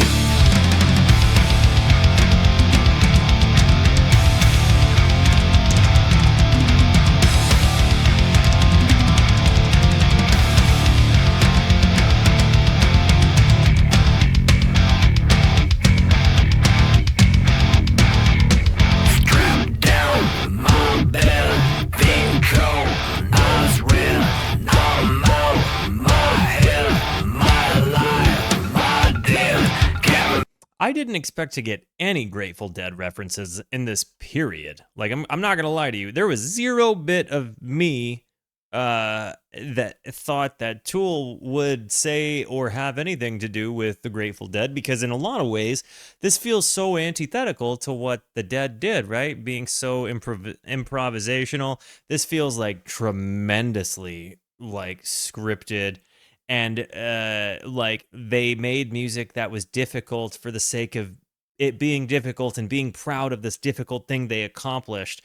But yeah, like, talking about the Dead chemistry, like, it all kind of starts toppling over there. You know what I'm saying? Like, the Dead had chemistry rather, and then you kind of start connecting, like, the connection isn't musical at all, but maybe more of a spiritual one, like by way of music, by way of understanding, by way of, they just took their own psychedelic experiences in vastly different directions, but similarly, they're both targeted, like, or not targeted, because maybe, I mean, people that have never taken psychedelics really, really, really like this too. So I shouldn't say make general statements, right? But it feels like, it's certainly not Americana improvisational music from a jam band scene. It seems like this is like massively talented instrumentalists and musicians making music that would be massively difficult to recreate, with a totally different lyrical perspective. But as best I can tell, hearing both of them, I have to say that they are wildly psychedelic. They said, goddamn That's a very interesting anecdote, Chuck.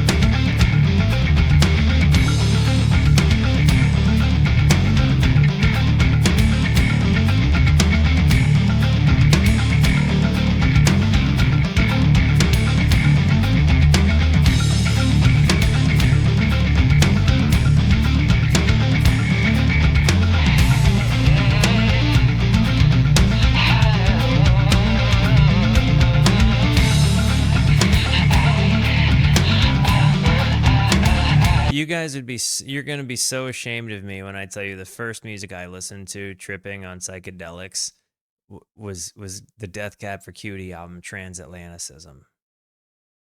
As honest as I can be about it. That's what it was.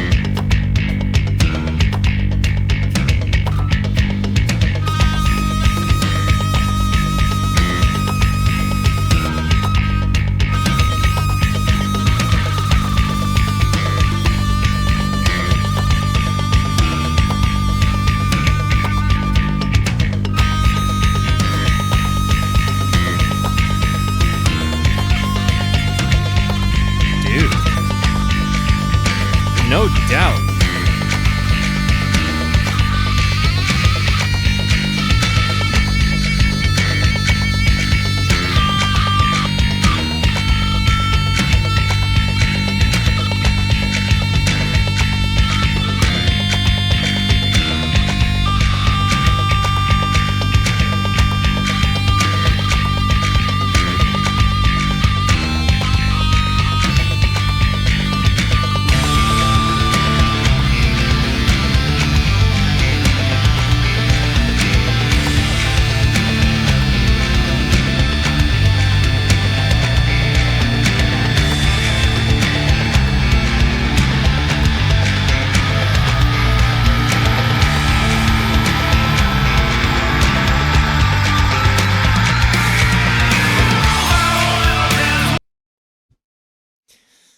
You guys want to run that back?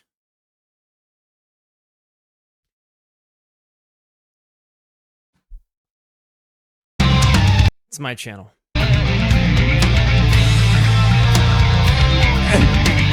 It's so cool.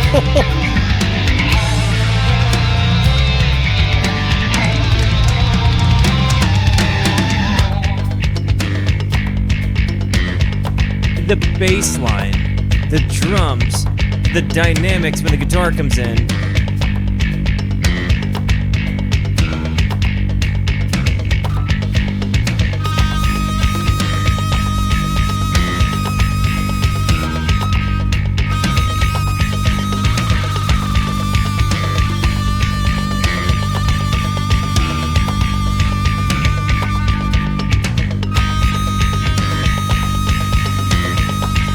Dude.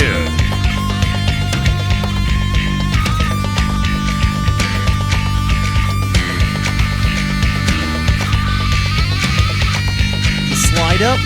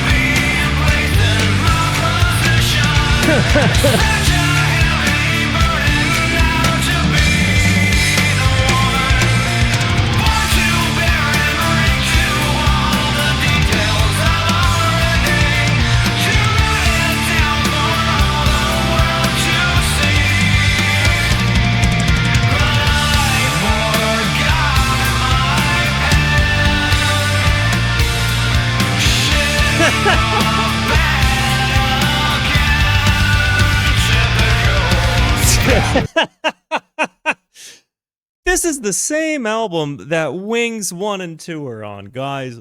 This is the same album. Shit the bed again. Typical.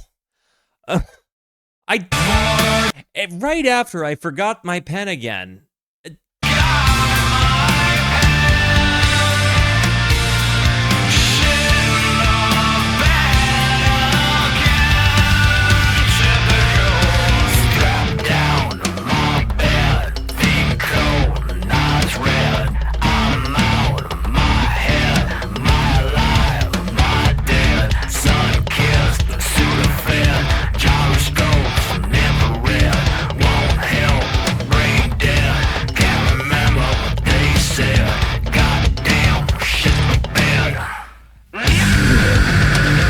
Typical.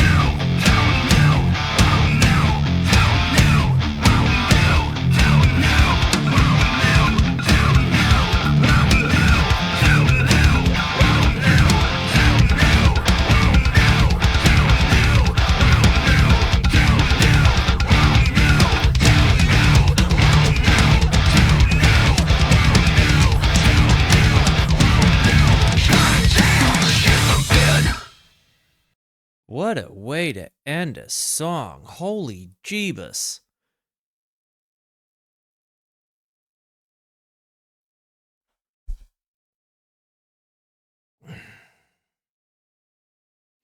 That was a lot to take in, buddy. Boy, man.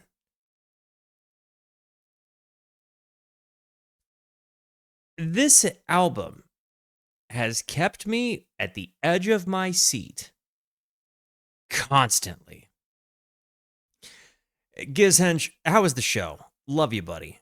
So glad you're here. This album has literally kept me. I have cried and laughed and felt understood. I think that there is absolutely, and again, remember in the very beginning, I told you this thing told me I was chasing enlightenment. And as I've reflected on that and, years past, I recognized that I was doing that through my vices, right? Like, and that I really didn't need anything else. What I needed was to work on Walter and not try to find enlightenment and whatever it might have been that I was doing at the time. And somehow they like maximize, like he really does. That was such a satirical thing, because anybody that knows what kind of doing drugs culture is like, there's absolutely kind of a cool guy club within doing drugs club. And it's like, I think people argue about the meaningful experiences that they've had, especially in the psychedelic scene, until a point where you're like, hey, your journey is your journey, man. And I think a lot of times you see people that like take enough psychedelics to the point that they come to a similar revelation and they're like, I probably not. But I also think that there is a comment on what the experiences are. It's like he's satirizing it from a point of experiential, like he has experienced it and now he's like, y'all, you guys are like this. But I don't know. It feels like he lost his keys. I'm sorry. There's just a lot to this, man. Like it's a big juggernaut of a song. Like talk about a humdinger, dude. It's 10-2. You know, like X Yogi DMT and a box of Krispy Kremes. What a way to put it. Like it really stuck the landing there too, didn't it? It really stuck the landing.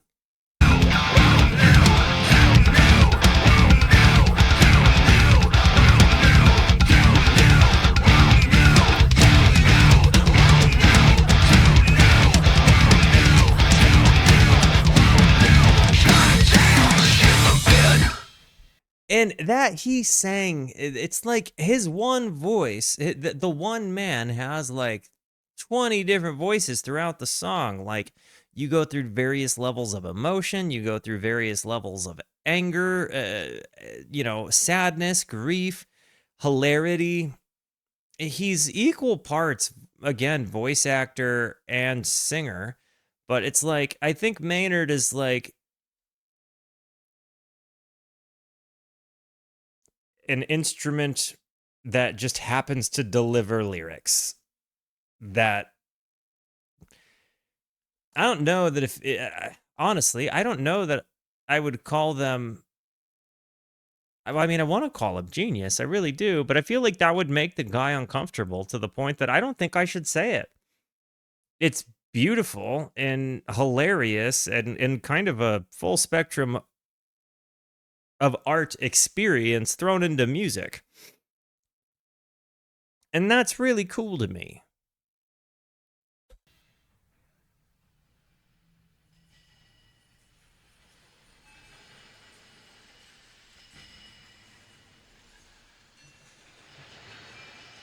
This is intention.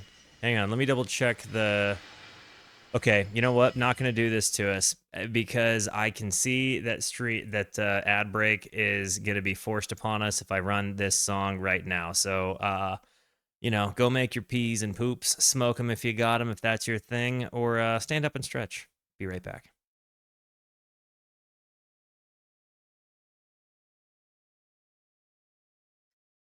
This has been one of the whiplashiest albums I have ever heard in my whole life. Going into the last 3 songs, I'm sitting here kind of thinking about the journey it's been.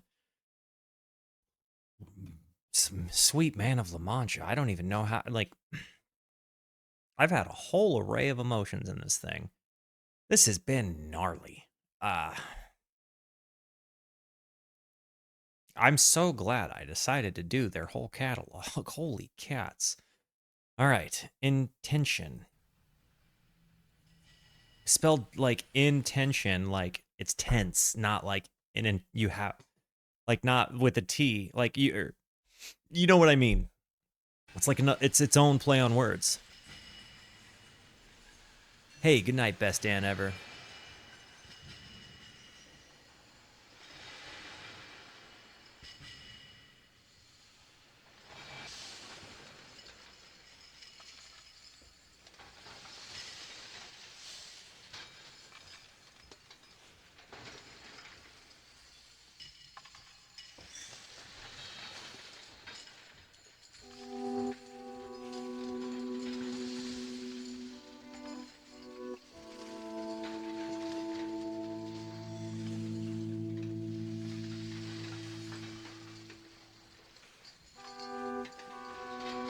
Are these guitar volume swells? Is this Adam?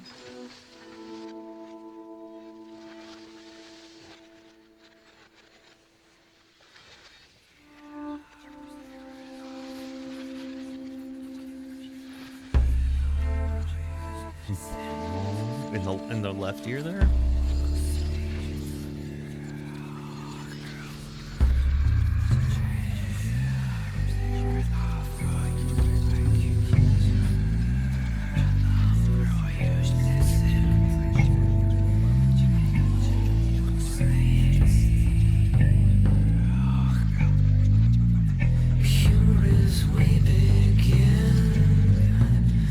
Pure as we come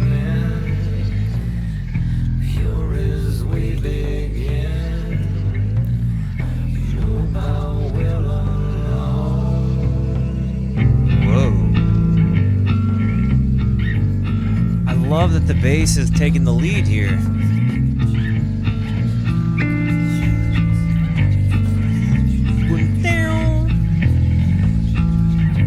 The bass work is so tasty, dude.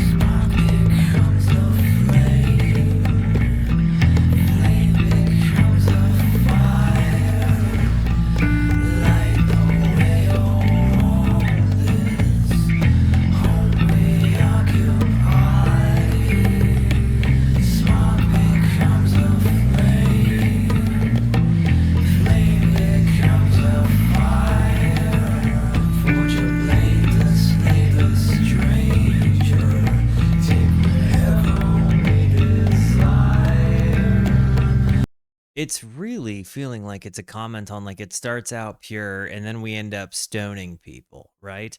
And like start building homes, and then it's like we find new ways to hurt people out of purity.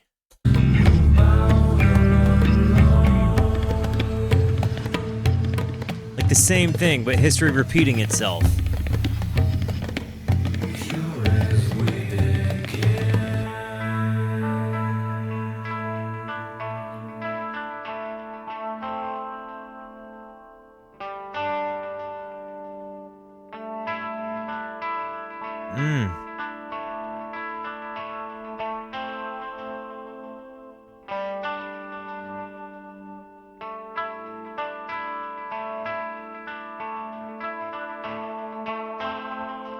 You hear that modulation there?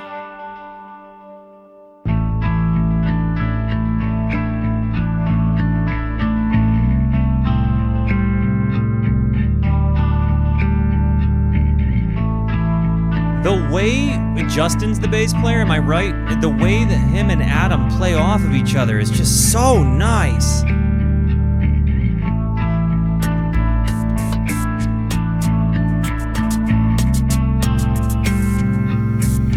Danny on the electric drum set, like on a drum pad?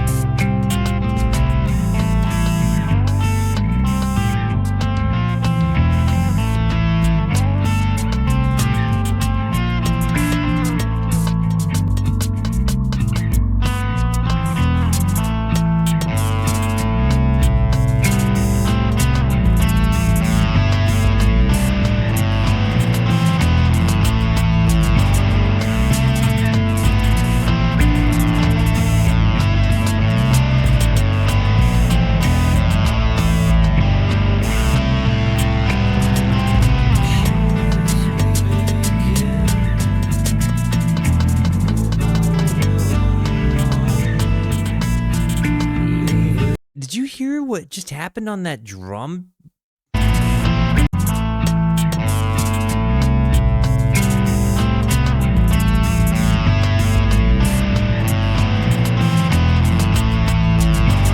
went back a little far.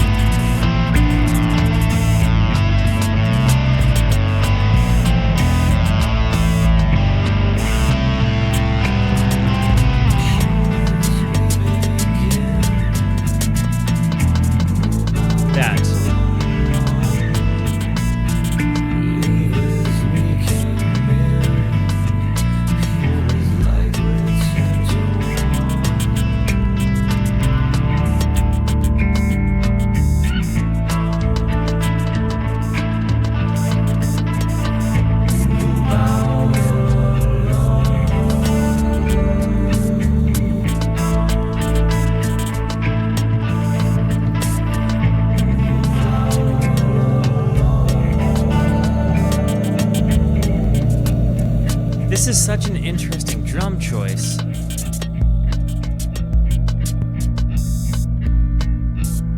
And then they slow way down.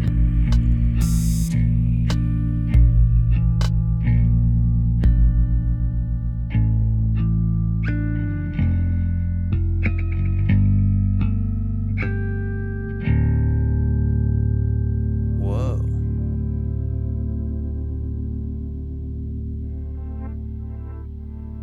These volume swells are just nice.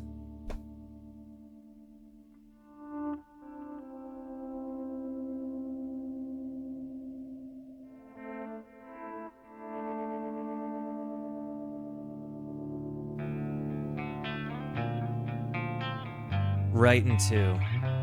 Loved the way that faded into the next song.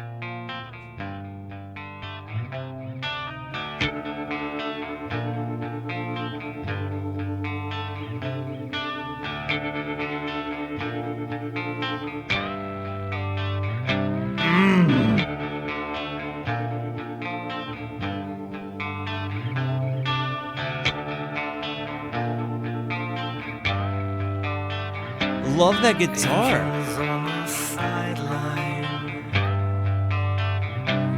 puzzled and amused. Why did Father give these humans free will? Oh, wow. Now they're all confused. Don't these talking monkeys know that Eden has enough to go around?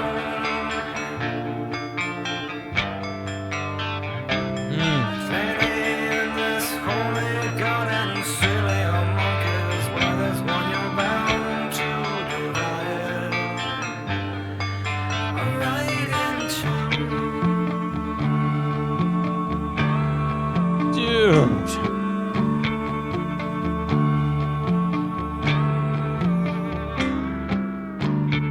This feels like just watching one of the best movies I've ever seen in my life.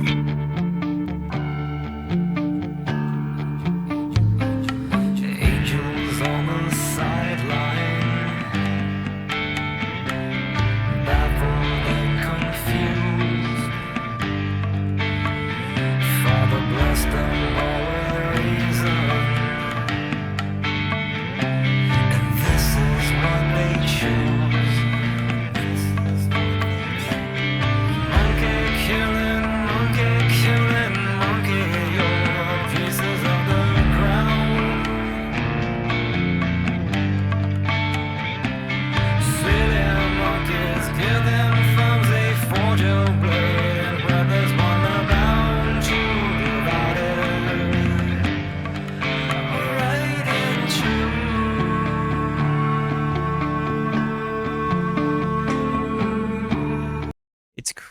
It's really cool to see angels on the sideline. They're just watching, like puzzled and amused. Like, why did Father give these humans free will? Now they're all confused. Like, literally, God's other creation are watching us as his creation and like wondering why the heck he allowed us just to do whatever we want.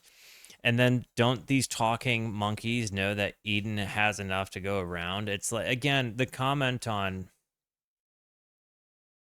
human nature here, like in its darkest form. Father blessed them with all reason, and this is what they choose. Like this concept of we have free will and there's like a world to share, and we mess that up. Right into.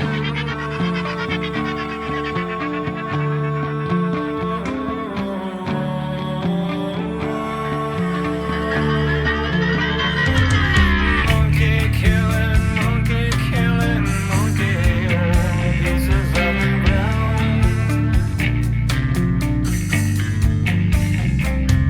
Silly monkeys, give them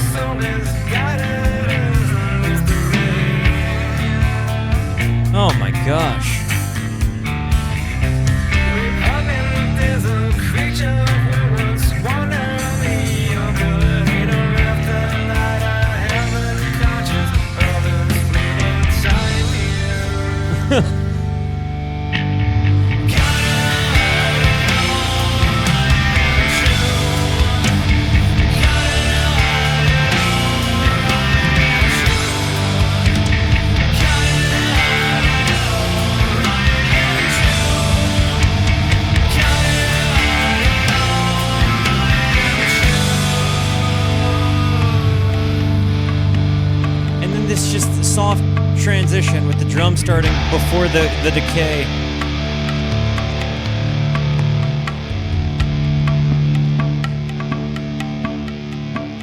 Danny Carey! Danny Carey!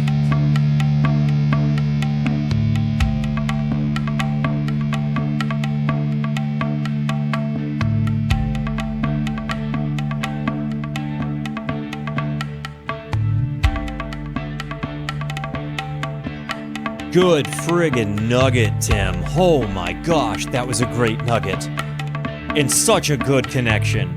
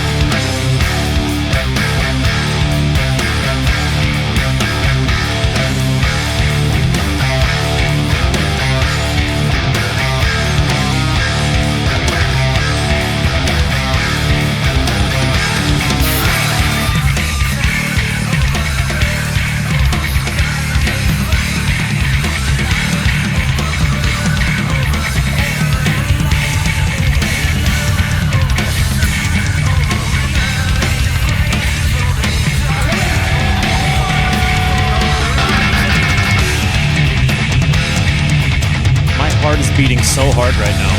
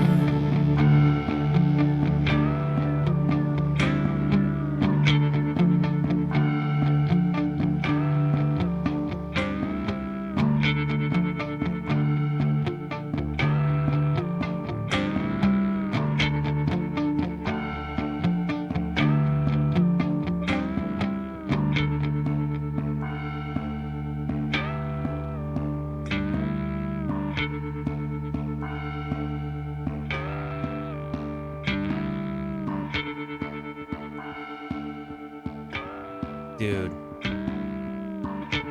I'm authentically sad that we're going into the last song. I'm authentically sad that we're going into the last song.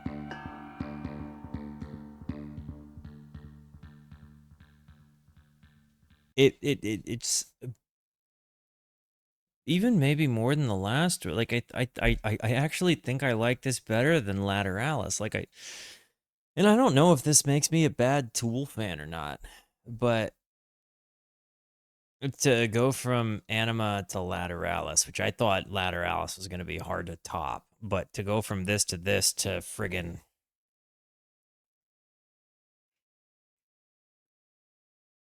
I just hearing this album has connected with me in a way that very, very few albums ever have. And in a way that certainly no other album ever has. And like this one just feels so specific to me, but also pretty universal to people that might be like me.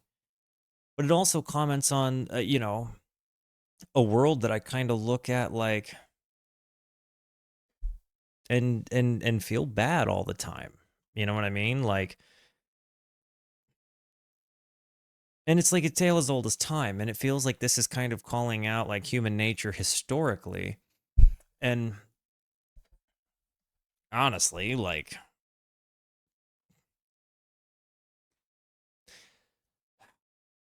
I'm trying to keep myself from saying anything too political, but it because people get mad at me. But I think that this is just one of those kinds of albums that calls humanity out for being the worst of itself, right? On either side, regardless of your belief system or background.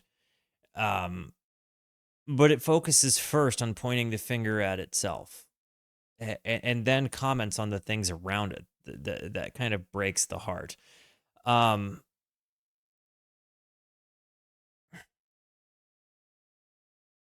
and the disconnect that one might feel with personal grief and personal loss, but then the disconnect one might feel with the world from seeing really how messed up it is. And all of it, a comment on the fact that we watch it. You know what I mean? Right into. And I guess the last song is Viginti Tree. I, very kind of bummed that it's ending.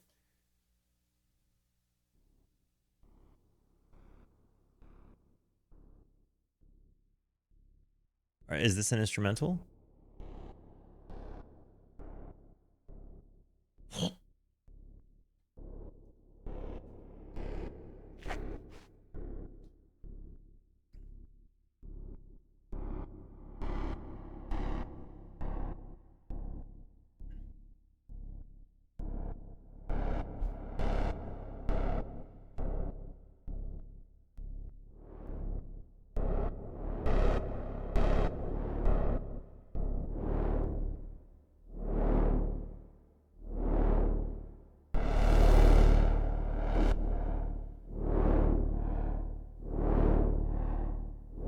Sounds like somebody's penis piercings. JK.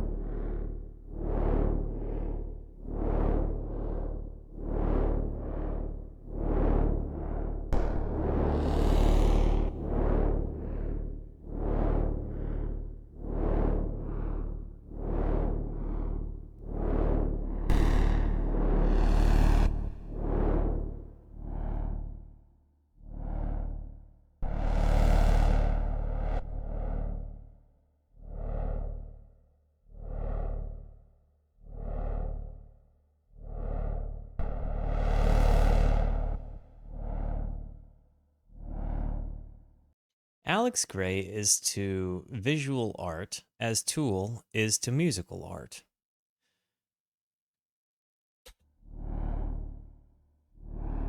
How's that for your SAT prep?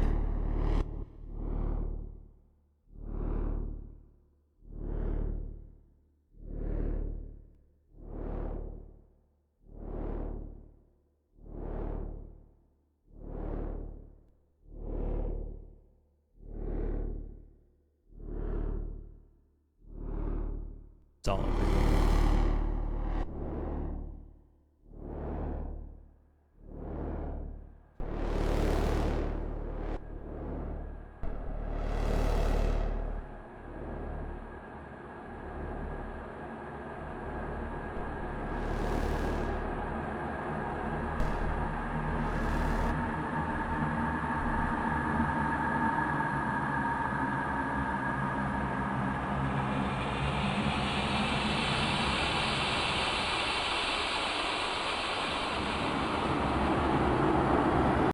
This is the noise of that happens after the third hit you do of the Deemsters.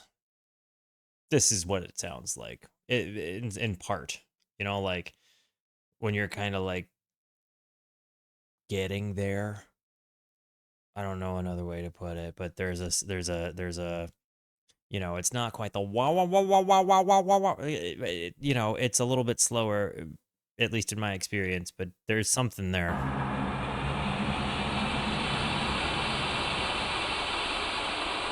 Not once you're there, but as you're getting there.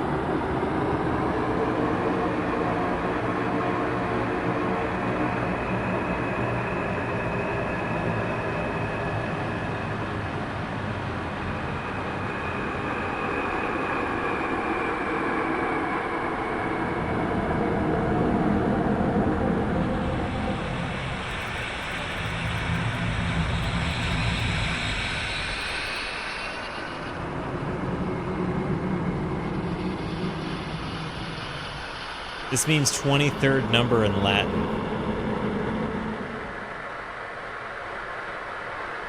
I just did a quick Google.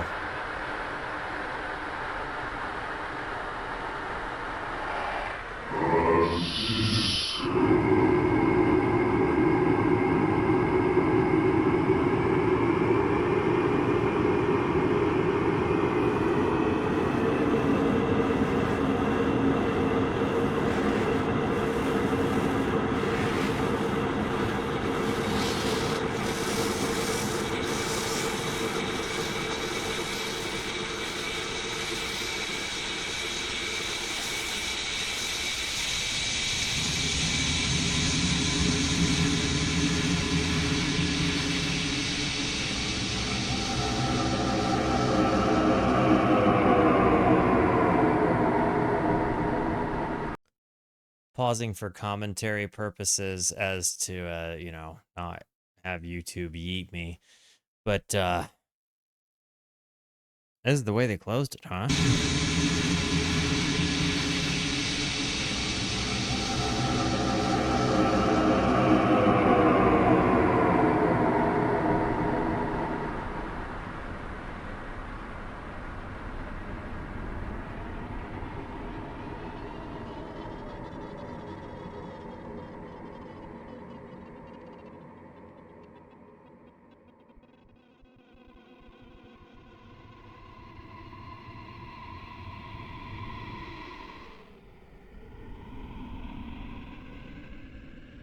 I'm so glad I didn't listen to this when I was a freshman in high school. There's no possible way I could have ever understood it.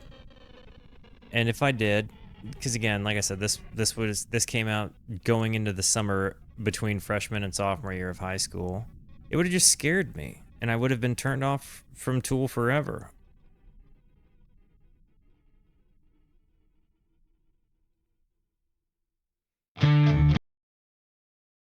If I heard this as a kid, I would have just been completely averted because I was not ready for it. If I heard this when this came out, there's no way I could have possibly intellectualized or comprehended any of the things that we discussed throughout this. I didn't have so many of the life experiences I find make this so relatable and connected. You know, I could not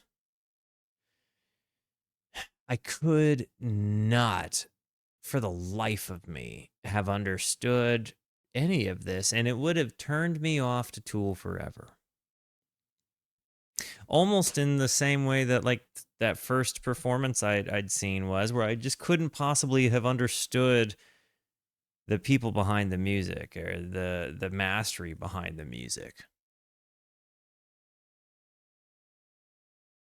I think I would have been a less a person for that. Not less a person, but I would be missing something that really makes this special to me. Like, I feel very much like I needed to have the life experiences I had to come back, you know, and be to, you know, to Tool. Like, even when I listened to it the first time, when I listened to Sober, even then I was lacking a significant amount of life experience that just makes the music I've heard over the last 3 albums so meaningful. And in particular, the way it all we kind of started this evening together listening to Judith. It I couldn't have appreciated that before either.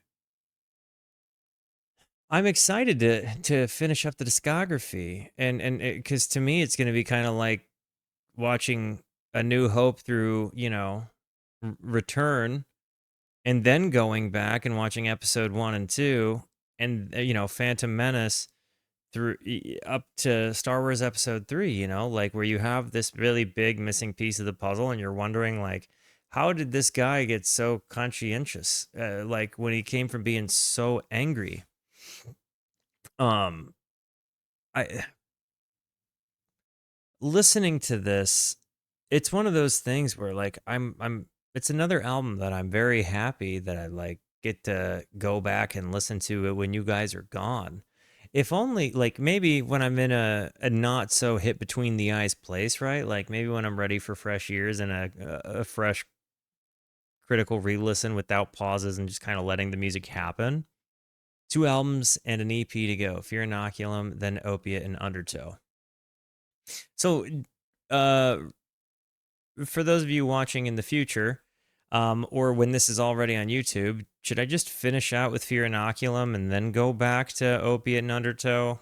It give it the old Star Wars treatment, or not?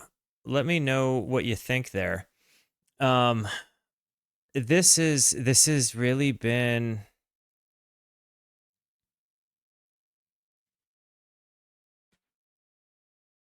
to be understood on such a deep and personal level by music or art of any sort is rare, and it's a gift.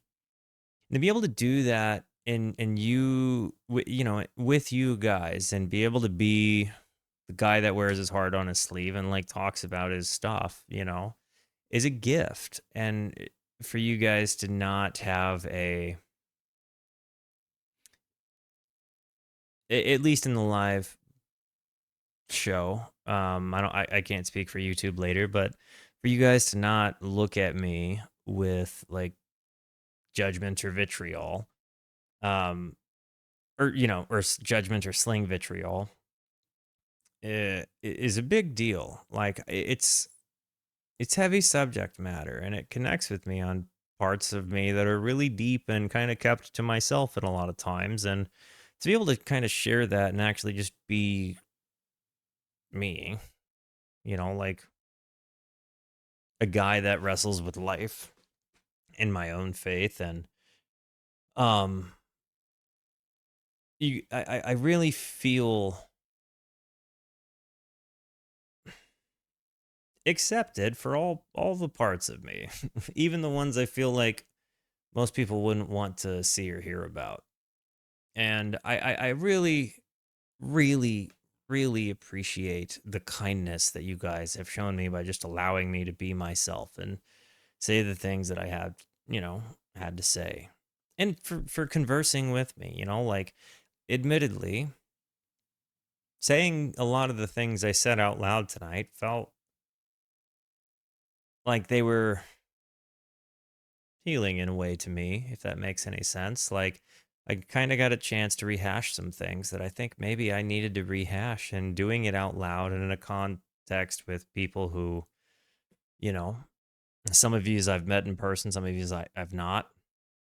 But to be able to do it and feel like it's kind of a safe place, even if it's only for this moment right now, and I hope it works out later on YouTube. But even if it doesn't, to be able to kind of share this stream with you guys, and just kind of feel like I was able to sit in a basement with somebody and you know, listen to music and talk about the real, the way it actually makes us feel like sometimes, you know, to have a friendship is oftentimes to laugh and joke and have fun and good times, but also I think it's a much deeper thing, and being able to be one's real self and be accepted for that, even if not everybody agrees, but they accept you for it, is a big deal. Um, and it's very meaningful, and it's very much a gift to my life, and it's something that, you know,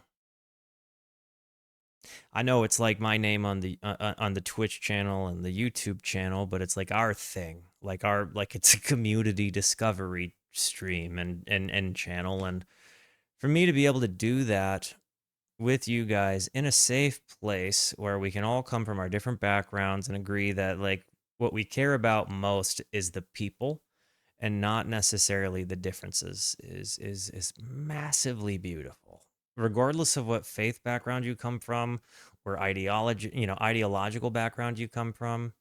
The fact that we can allow music to bring us together and talk about real stuff is massive. And for an artist like for a band like Tool to be able to prompt that discussion and kind of you know, for it to naturally unfold in the way it did, I'm kind of speechless. I mean, I say like I don't have the words for it. I mean, I'm not speechless. I'm talking my face off, but it's a lot to digest, you know? It's a lot to take in, and to be able to have such a great group to take it in with. Um, it might have been a little bit more difficult if I heard this for the first time by myself, because it hit me between the eyes, and I didn't. Maybe if I didn't have people there to like talk to about it, it would have been a heavier and a harder thing. Maybe I'm wrong, but I do think that, you know, I question sometimes if everything happens for a reason. I don't always believe that it does. Even coming from my background of faith, I don't always believe that things happen for a reason. I think, you know, to quote Rorschach, God didn't make the world this way. We did. But to know that part of us making the world together is providing acceptance and love and compassion and care, and the ability to honestly discuss some pretty heavy subject matter is incredible. And I can't thank you for the gift of the acceptance that you guys have shown me tonight. Seriously, thank you. Guys, I love you. Thank you for being here. Thank you so much for the positivity that you show both to me and to one another. Continue to be the best, and until I see you next, be introspective and consider the birds. Goodbye.